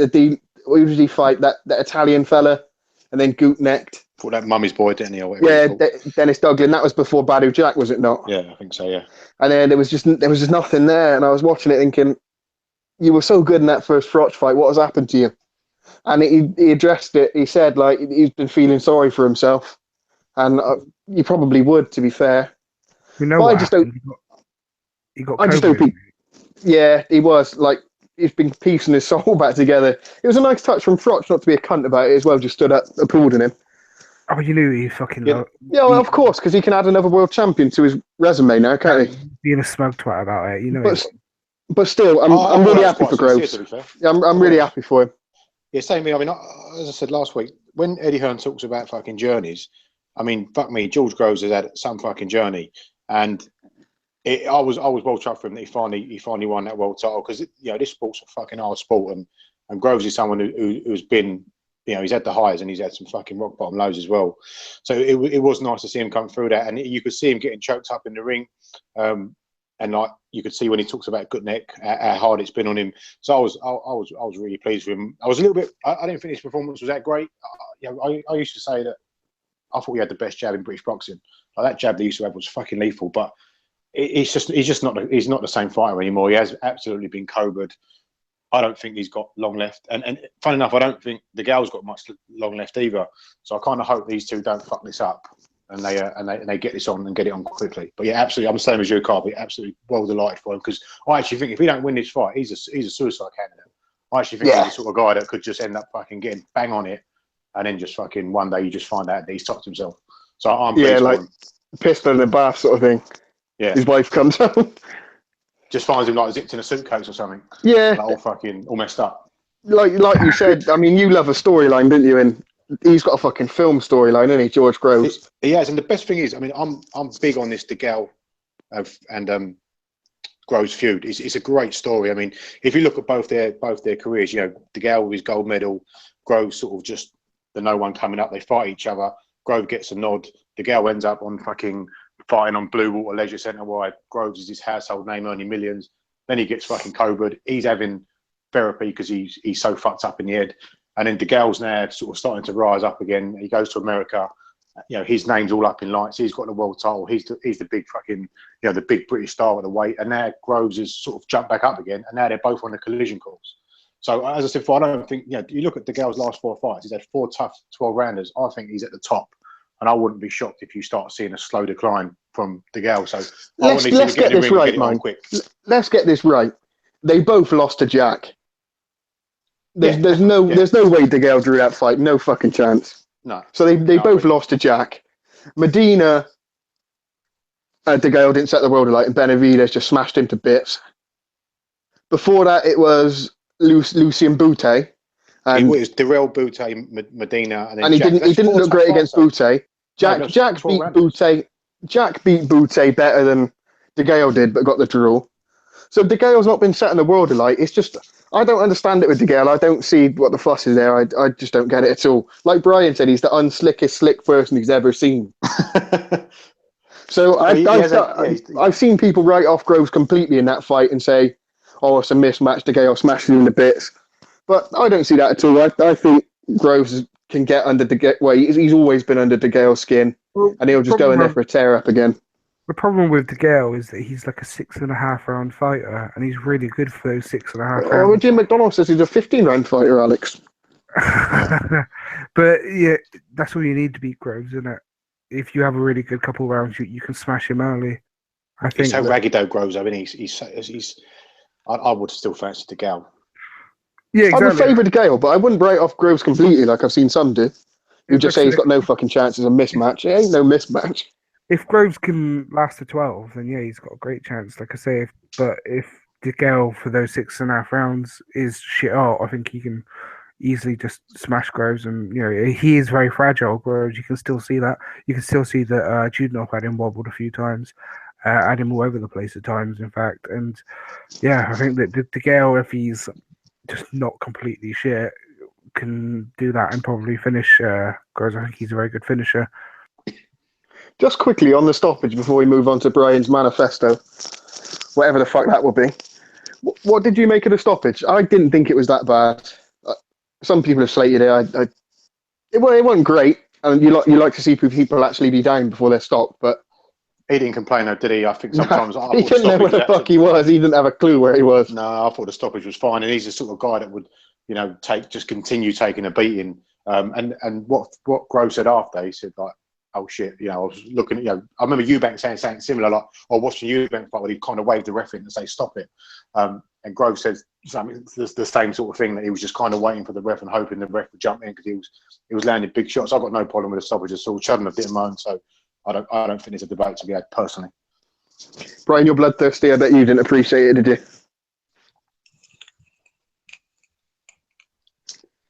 Brian's not there. What is it? I was watching something there. Oh, the stoppage, Judenov, Groves. Did you enjoy it? I thought it was an early stoppage. And yeah, what a surprise. I did. I just thought he was taking punches, but then see when you watch it back, it was taking. He wasn't knocked out and all of that, but it looks as if he was hypnotised to do nothing while being punched. He wasn't defending himself or not. He was just taking flush fucking punches to the face. So I can see why it was stopped, but obviously there was nothing like matter with the stoppage. I echo what you're all saying. It's good. It's good that Groves won a belt. I've been a big, massive defender of Groves. Did I just say Brook there? I think I did. I've been a big, massive defender of Groves. He lost to, at the time, the best active super middleweight in the division, Froch. He was winning both fights, and the first one was a terrible stoppage. The second one, he got wiped clean out. But both fights, he was winning them. I mean, I can't remember the scorecards for the second one, but I had fucking Groves handily up in that fight. It wasn't as good a fight as the first one, but he was outboxed him. And then he goes over to Vegas, to fight fucking a guy that's promoted with the Home of Champions, Floyd Money Mayweather, right? And for some reason, Shep has this fight as if fucking Badu Jack won about 120 to 108. I had that fight, Jack only winning that because of the knockdown. I had that 114, 113. I thought it was a close competitive fight. So that was, for me, the most underrated super middleweight in that division. We've seen what he's done. He got done off of Booty. He got done off of DeGale. Jack's won every fucking fight. Jack's went on a fucking runny opponents, right? So I think he's been hard done by. Yeah, he's been an unlucky loser in these fights, but at the same time, he's been ultra competitive with the top guys in the division. Chudinov isn't that, but I tell you, I was more surprised at how good Chudinov was, like constantly pressuring Groves. I'm not saying that Groves didn't look good, right? But I tell you, he didn't look any worse than he's done ever since that second Froch fight. He's looked the exact same. But what I did say was, on Saturday, I think people were saying that, what's McGuigan doing with him? I just think that he's prepared to stay in a bit longer and not throw as many punches and not move so he doesn't tire. His gas tank is suspect. So I just think that Shane McGuigan's just turned around and says, look, use your defence a bit more. If you need to go into the ropes, then so be it. But don't take much punches that. But do not use that excess fucking movement where you're just burning yourself out because you've not got the gas tank for it. So I Where's think that jab gone, though? If he doesn't need to do it, if he's got that jab back that he used to have, then he can just fucking fight off that. Well, he done that in the first round. He used his jab in the first round, didn't he? And then just went to pop. But it's nowhere near as snappy as it used to be. It's not the jab that it was a few years ago. Well, around Froch 1. Fucking lethal, his jab was absolutely brilliant. But in that Froch 1 fight, in the build-up, he was just exuding confidence, like you believed in him. Stuff he was saying, you thought, fucking hell. If he believes what he's saying, then he's going to give this a right good go. Because no one realistically thought he was going to beat Carl Froch. A lot of people just picked him because Froch is a dick, me included. And then when he went out and did what he said he was going to do, everyone was surprised. Like, what was he said? He was going to hit him with 2 right hands in the first round and that. And the first one he hit him with, he knocked him down. That was a fucking wicked right hand as well. And then ever since then, the confidence in that second one, you imagine how bad that must feel, like getting knocked out in front of that many people by your arch nemesis. You're going to feel like shit. So all the confidence must have just seeped out of him. And I think, I've got my fingers crossed anyway, that this win we may see the old Groves come back now. He might have a bit of pomp back to him. I don't think we'll ever see that again, but we've got the Callum Smith, and see what he does against Errol and Groves and DeGale. There's a lot of good fights there. I mean, it's annoying that Hearn's going to have a bit of a monopoly at 168, but there's some real good fights that need to be made and we need to see. And I'm kind of hoping there's a trilogy between Groves and DeGale. I definitely think there's another 2 fights between those 2 in the locker. Jink, that'll be the first time that you actually see fucking any sort of decent win at the Emirates if that fight happens here. You know how you are fucking losers. Well, 9 wins in 10 in the league, mate. The last 3, it's all back on. Oh, you back in fucking Wenger? I don't think they'll do that at the Emirates anyway, because I'm sure DeGale was a QPR fan. I'm sure he used to, back in his early days, say he was a QPR fan. I don't think they'll do it there. It's got O2 written all over it, I think. What about Stamford Bridge? Oh, that's not a bad shot. They're actually saying they would be a stadium fight. Hearn's got a massive hard-on for a stadium, and to be fair, do we think that sells a stadium, DeGale Groves, now? Yeah, of course it does. Get them on the gloves are off. They fucking hate each other, so a few press conferences and banter juice chucked in. I don't know why Groves just can't wear a decent suit. How bad is he at wearing suits? It's fucking shocking. They're like expensive ones as well, don't they? What's he saying? He had like Tom Ford and that. Like, he wears them worse than Rodney Trotter, man. And hats as well. Why his hats? He looks terrible in a hat as well. Do you remember when he was played by Paddy Fitzpatrick? The pair of them look like homeless people, didn't they? Just walking off the street. He's like a Tyson Fury, and no matter what he wears, he would look absolutely trampish in it. It doesn't matter. But his hair absolutely fucking offends me, man. I was absolutely raging looking at Groves. That fucking hair is absolutely disgusting. See if you've got that on your manifesto. I will write that down. But it's happened in like 3 years, hasn't it? Literally, I mean, in the Froch fight, he just looked normal. He looked quite youthful when he was fighting Froch, and literally just now, he's aged about 20 years. He looks like he could be old George Groves' dad. He's just fucking... the sport was absolutely fucking mullered him. The sport was... I said like last week, there was an interview with him where he said, if you go into his house and you don't know who he is, you'd never know he's a boxer. He doesn't have anything in his entire house that anything boxing related at all. I think he fucking hates the sport. I bet he can't wait to fucking get out. So a couple more fights from him, top up his pension, then he's long gone. My personal opinion on Groves is he's shot to bits. See that interview afterwards? He's done. You know how like I know that we can't compare like Eubank and Groves because Eubank, even though that he was never the same after that fucking. He was still hard as fuck, but he was never the same person after. Was it Watson? It was Watson. Yeah, Watson. Yeah. Groves was sounded shot to shit. My personal belief is he has got one big fight left in him, then he's retiring. I've always thought Groves is a guy that will retire from boxing early. He's not had a lot of fights, but I just think he's made a lot of money and he's got the world title. He'll maybe take the Gale fight, maybe he'll like milk it. You know what? Just for pure trolling, for pure and unadulterated trolling, I would happily take the Groves Zuga fight. It'd be compliments to the chef if that fight was made, because I do not want that fat fuck Smith getting a fight. And it looks like it's happening.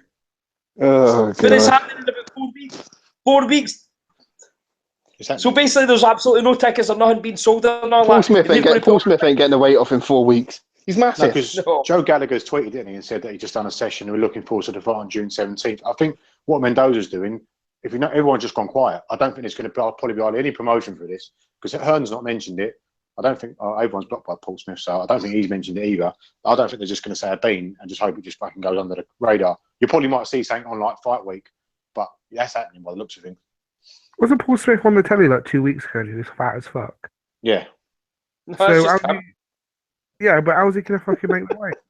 Fucking direct. Well, he's got a fly as well, ain't he? The water retention's awful on a flight. and his missus was pregnant as well, so let's hope she's not pregnant again.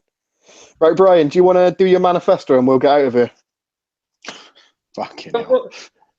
We've got a couple of fucking fights we need to shut on. We need to shut on that undercard.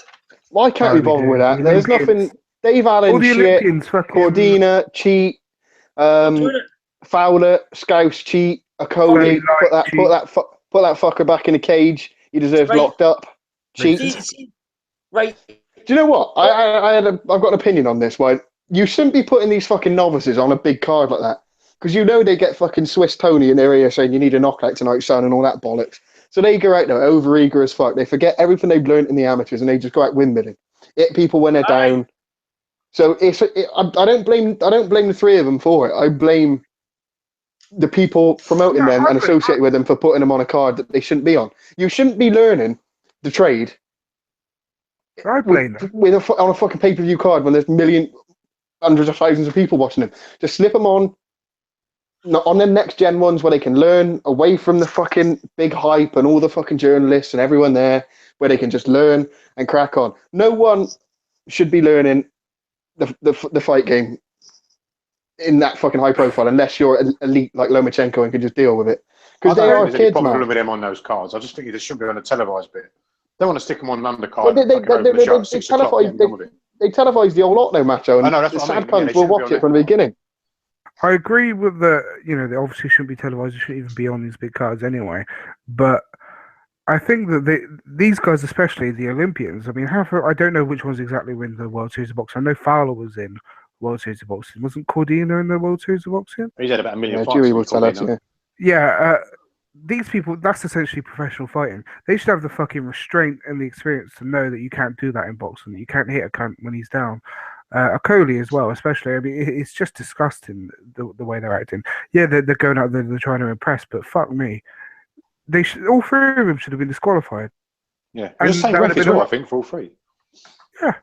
Literally, all three should have losses on the record right now, and that's in fact. Because imagine if all their opponents did that to them.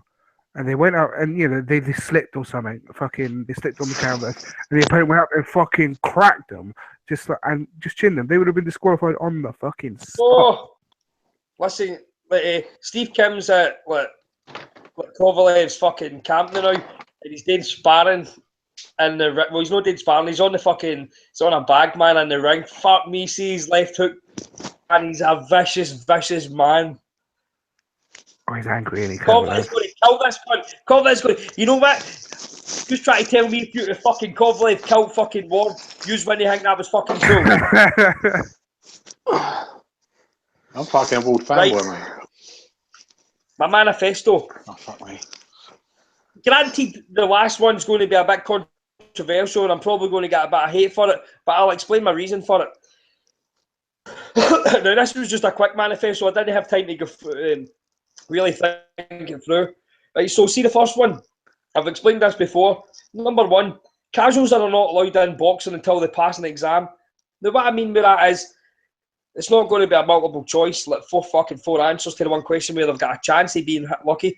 There is going to be a fucking serious degree and where they have to pass an exam to be able to not only watch boxing, but to pass judgment. I'm sick of Saturday nights being fucking taken up with my time because, listen, I'm a busy man. I have got a right good life.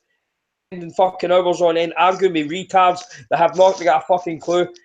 I personally would have them killed, right? So it didn't even get to this stage where they done the exam. But I'm quite happy for to let the sport grow. But casuals really are not allowed to comment in boxing.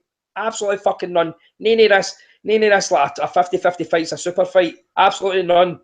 That's ridiculous. An amendment to that then, that they're allowed to watch boxing, but they're not allowed to comment on it or talk to Eddie Hearn or tweet him or suck up any boxer's ass until they've passed this test. They can watch it and learn, but inform their own opinion. It's a written test then. How many questions are we talking?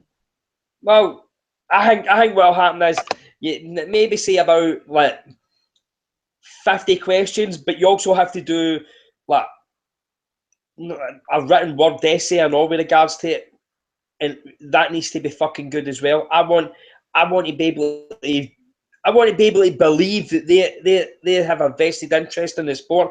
I don't want to know, like, basically, who is the best boxer in the world, and they turn around and say something like fucking Dave Allen. Because you know for a fact... Who's marking this, and is it like a qualification you could put on a job CV application?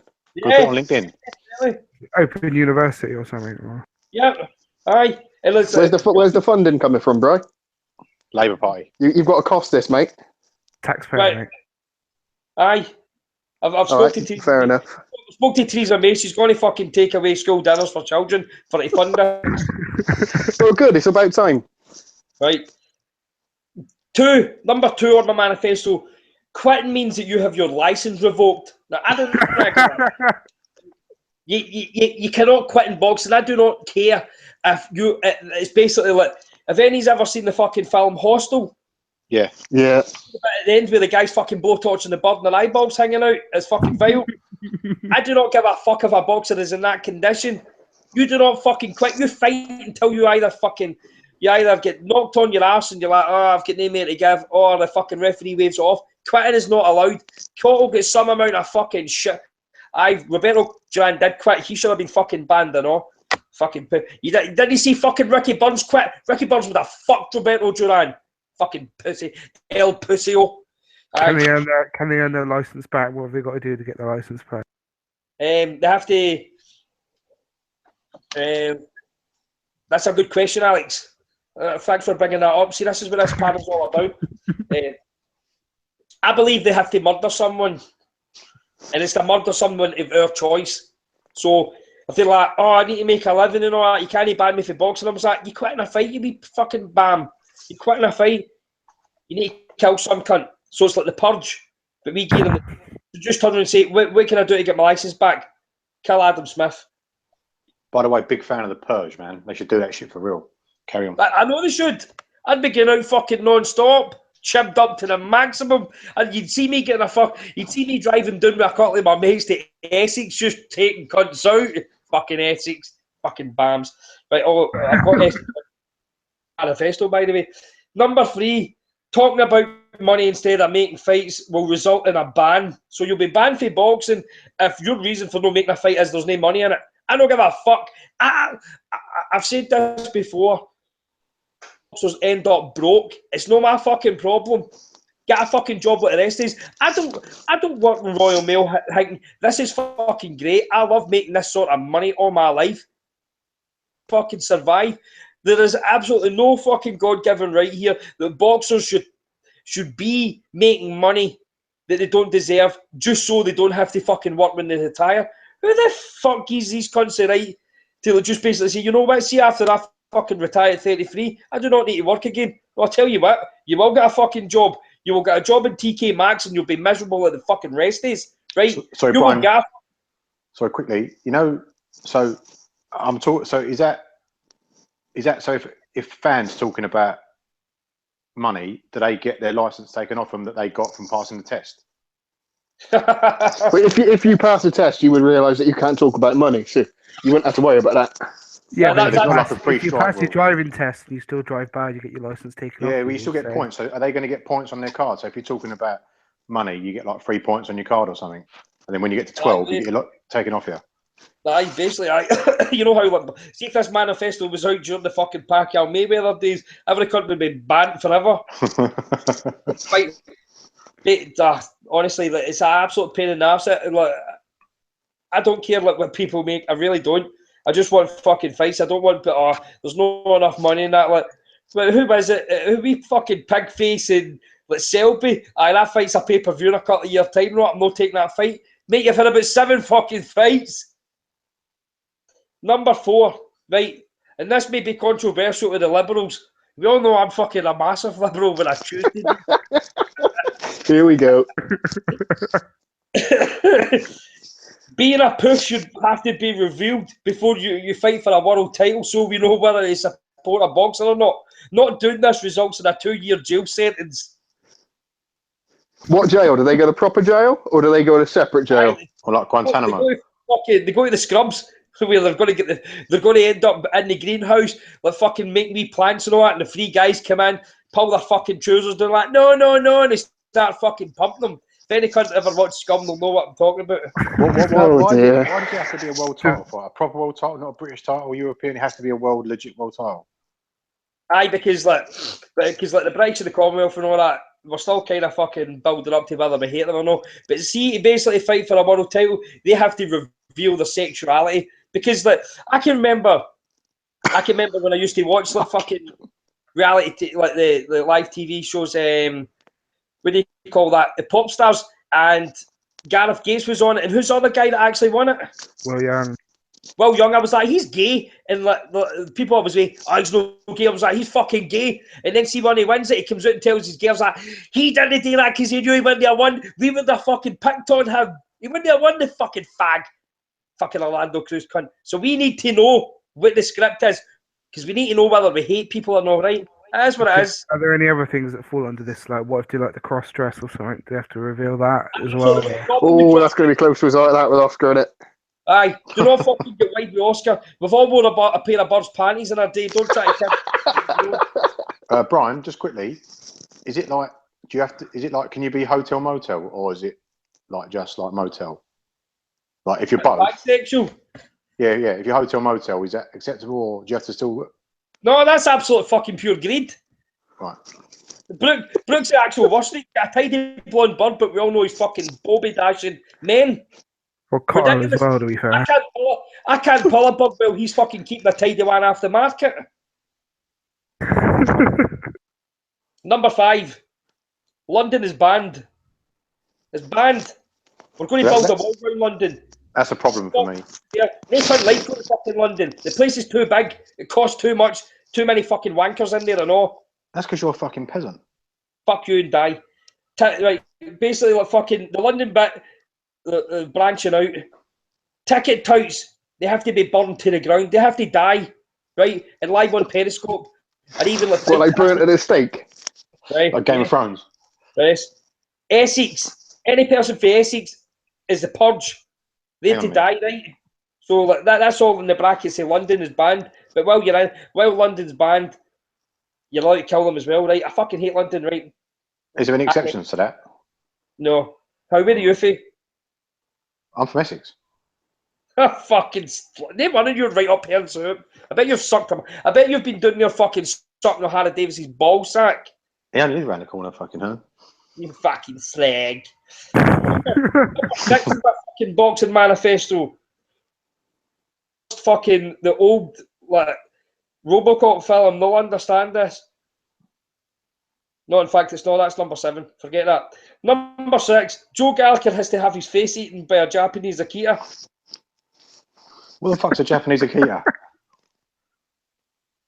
Go Google it. It's a big, nasty, bad dog. Really vicious fucker. Got lockjaw and everything. He'd probably get up on that, though, so I don't know whether that's punishment or...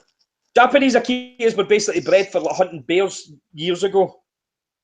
Number 7, Smith Brothers have to be melted by acid. Your sort of manifesto, it's started off really well. Like until you got to these ones, now you're just killing already people. been done, so only three. Yeah, like No. This is a good one though. This is basically it needs to be like ongoing policies if you're going to secure my vote. I agree with a lot of what you said, but now you're just killing people. The casual thing is great because I think that should be brought in for like lots of things because people are stupid and there needs to be a goal. So I definitely think it's a good idea to make people take tests before they can do like random shit. I like the test one, but yeah, it's getting a bit dark now. It's B, but I'm also trying to help people as well. Like, you know how where the Tories are just hell bent on killing cunts.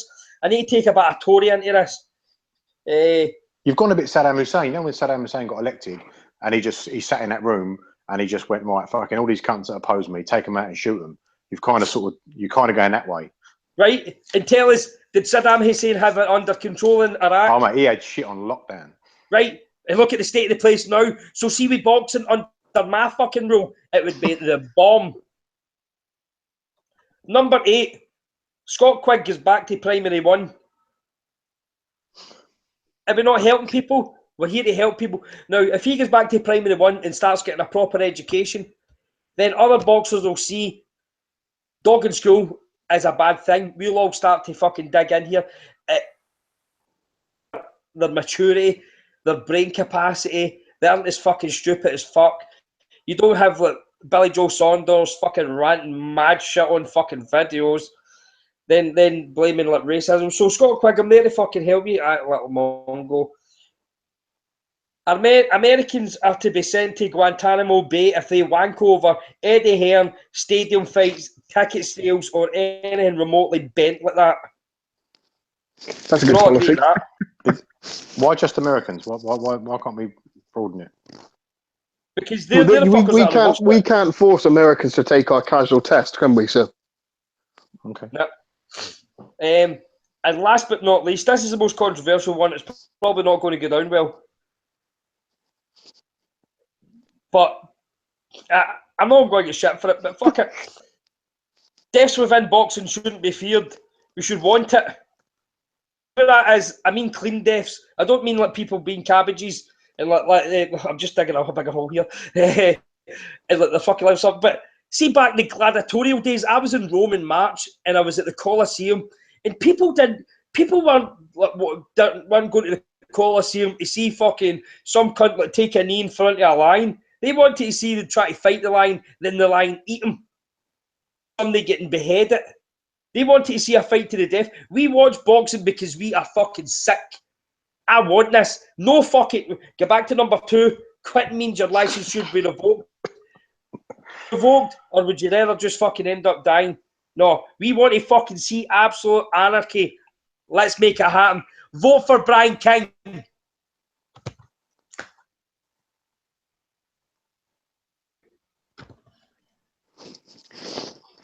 I don't think you'll get elected. How? The Tories got elected? Yeah, you're more like the Nazi party than the Conservative party. You need a bit of spin on there. So maybe if you chuck something in there, like, promoters have to put 10% of their profits in a little fucking escrow account in case, when someone dies in the ring, you pay their wife and kids off and shit like that. You could just do with a little bit of like just a little bit sweeteners in there. Yeah, just a couple of nice little bits and pieces to say, I want death, but I'm going to look after the family. I'm not a fascist. I'm not a fucking dictator. You tell me what you would like to put into a manifesto and we could discuss this. Well, I'd like to put in there 10% of a promoter's profits got to go into an escrow, and when bad shit goes down, they can pay for for the boxers' kids and shit to the WBC get a decent education. I would like there to be no pay-per-view unless you can prove to everyone that the fight can't be made without the extra money from pay-per-view. So you need to show everyone the financials first. We need to see what people are getting paid, and we need to see how greedy the promoter's being. If the fight can be done and the promoter can still make some money without it being on pay-per-view, then it shouldn't be on pay-per-view. If it's on there purely for greed, then they should be imprisoned. Because you're telling me that, I'll use Femi as an example, Femi versus Molina at the Manchester Arena, with the undercard as shit as it was, could not have been done without pay-per-view, you're smoking crack. And Femi against White. All the Femi fights, bar Vlad, that one I'll agree with. They could all be done without pay-per-view. They were on pay-per-view because of greed.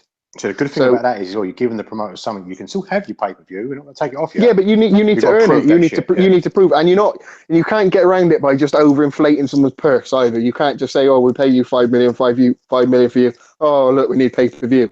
It's got to be relative relative to their market value. person. Yeah. Also, as well, you can only pay the market value. That's a good one. Another one, just because I was thinking about this with the fucking Dylan White fight before. I'd like to see promoters get a fine if they announce a fight and then cancel it. I'd like to see some, or maybe send them to Guantanamo Bay for like a month or something. Just do some fucking hard labour. If you fucking that's a good one as well. You cancel a fucking fight. That's a good one. And I would like to see more being done for like small. I would like to see more being done for like small hall promoters as well.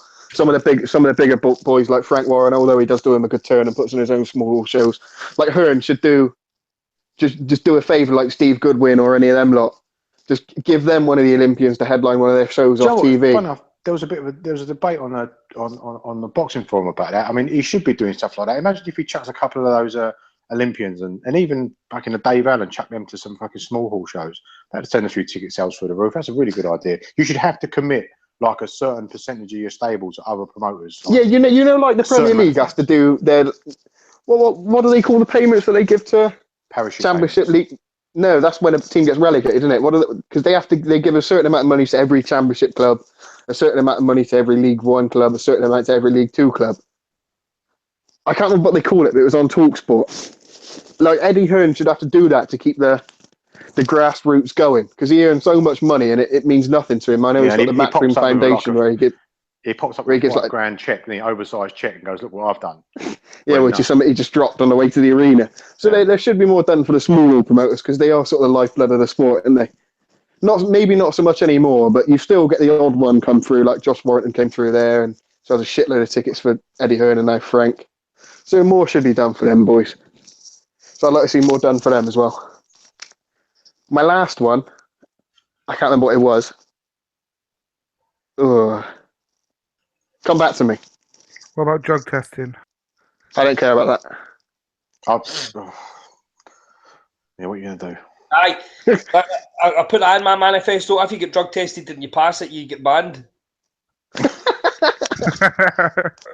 So you need to just the fucking girls. I want to basically see people that you know how like in a Sunday morning when you've got an absolute fucking rage of a hard on that you only get every 3 months, and you're like, I need to get fucking shot of this. So you get into the shower because you want to make it a bit romantic and a bit clean. Get into the fucking shower and you start absolutely fucking battering the heat right off it. And like you look at your bobby and it's got that big fuck off vein right down the middle of it. I want to basically have boxers walking into a ring where their fucking full body's just covered in their veins because they are absolutely jacked to fuck. Right, I've got it. I'm going to hold a referendum on whether we should go back to a one belt system. No. Yes. No. I'm going to put it to the people. No. Well, you can vote no. I'll be voting yes. I'm gonna. That's just no. No. That's the worst. That's one of the worst things ever. No. It's terrible. Okay, let's go to a 2-belt system, but we're not having 5 fucking belts. No, and all the other fucking regular pathetic ones. All the interim and the WBC. That's still 4. 4's too many. 4's too many. You can't have one because then what happens if then you're going to get like maybe 2. It will force people to work together. It will force people to work together. You're only going to get 2 world title fights a year, aren't you? There's going to be boxers that will never get a shot. Well, they should. I'd be happy with a one belt if fucking fighters had to fight at least 8 times a year. Yeah, well, that's another one. It's never people have to fight minimum 3 times a year, otherwise your license gets taken off you. You can't be like Keith Thurman fighting 1 time a year. I'm not having it. That's not a bad chat. What about like once a fight has to be announced, like just say at least the fights need to be announced at the latest 3 months in advance, right? You can't fucking leave it late on, right? But in the 3 months, your mate Floyd would be fucked then, wouldn't he? Aye, because he likes to juice. But boxers have to like fucking once the fight's signed, they have to do Ramadan. They're only allowed to eat when it's dark. So come fucking fight night, they're fucked, and it's just Alex, your mates in Japan. Do they have to fight for like a domestic title before they can go onto world level, or is that a load of shit? Yeah, no, it's something like that, isn't it? It is, I I think. think there was a rule like that. I don't know if it's still about, but yeah, you did have to like win the Japanese title before you could fight for a fucking world title or something. Because I wouldn't mind that being brought in like worldwide, but I don't know how I would police that. No, it's a good idea. I'll often But yeah, thought you that need you one should have to win a governing certain world amount. body, Yeah. wouldn't you? Would you? That's the point. Would you have a world governing body of boxing? Yeah. You'd need like a football association, like an overall boxing association, wouldn't you? How crooked would that be? FIFA's bad, and imagine if there was Yeah. one boxing one. What about weigh-ins? Would we go back the same day? Because I mean, I'd like to see a weight class in between, fucking, was it light heavy and cruiser, and then maybe bin off some of these super divisions. But I would like to do something with these weigh-ins. I know people were dying when they had same-day weigh-ins, but I don't like these fucking 48-hour weigh-ins or 36-hour weigh-ins. I wouldn't mind something changing with them. I don't know what. Who Yeah, I was wouldn't it mind had the 30? Who was it had the 36-hour fucking weigh-in? Golovkin and Jacobs. How the fuck did Golovkin agree to that? Because they couldn't weigh in at MSG, could they? Because of the Conlon fight that day. So they had to didn't move need it somewhere weigh-in. else, and they could only have it early on in the morning. Fucking anywhere they wanted. They did not need to do that there. So that benefited Jacobs far more than Golovkin. Fuck knows why they agreed to that, but Right, anyway, I'm going. Catch you in a bit. that was a nice fucking send-off there, you fucking pussy bastard. I actually think there's a good idea though about that. I think like as you go through the levels, like you should have to fight 5 times a year. Then when you move up to European, it's got to be say 4 or whatever. When you get to world level, you have to fight 3 times a year or some shit like that. Never happened, but that's not a bad idea to be fair. What about getting back to like Saddam Hussein? Like his boy was good for like torture. What about like if there's fucking if the judges like give like a terrible score, they're on a watch list, and then if they fucking give it again, they get their feet burnt. Like, you know how actual fucking burnt where they have to stand on like fucking coal for about 5 minutes and their skin's all up melting and stuff like that. You need to fucking have a hardline approach to something so they actually learn. As opposed to just sacking them, you want to torture them. They don't even get fucking sacked to Well, get that's a what I'm job. saying, but you could have just fucking said if they, a couple of bad scorecards, they get sacked, but you actually want to burn their feet. Yes. Okay. Also want to ban that fucking boxing for, I will say like 118 and down. 122 is the absolute fucking maximum. You cannot have fucking human beings that small. It's a freak show. They should be in circuses. It's absolutely fucking vile. You've got wee fucking guys at 5 foot, like fighting. But 122 is super bantamweight, isn't it? That's super bantam. Yeah. I'm only 5'6", 5'7", right? People that are smaller than me shouldn't be allowed to box. They're fucking tiny. It's like you're wanting to fucking throw fucking squeaky toys into the ring. Why can't they fight? Why can't fucking cunts smaller than you fight? Because it's fucking stupid looking. What if they're fucking raging and they want to let something out and they're just going about fighting cunts in the pub because you're not letting them box? Well, good for them. They should fuck off and let's start their own fight. You know what? You know how the Bellator started their own for UFC? Well, midgets should start their own fucking company with women's boxing. Get them all to fuck. Women's boxing's an absolute fucking joke. You fucking love the midget fight. I do. You started on them. But I know there's fucking weirdos that pure love the midget fights that'll be raging at this, so I want to see it. Fuck's sake.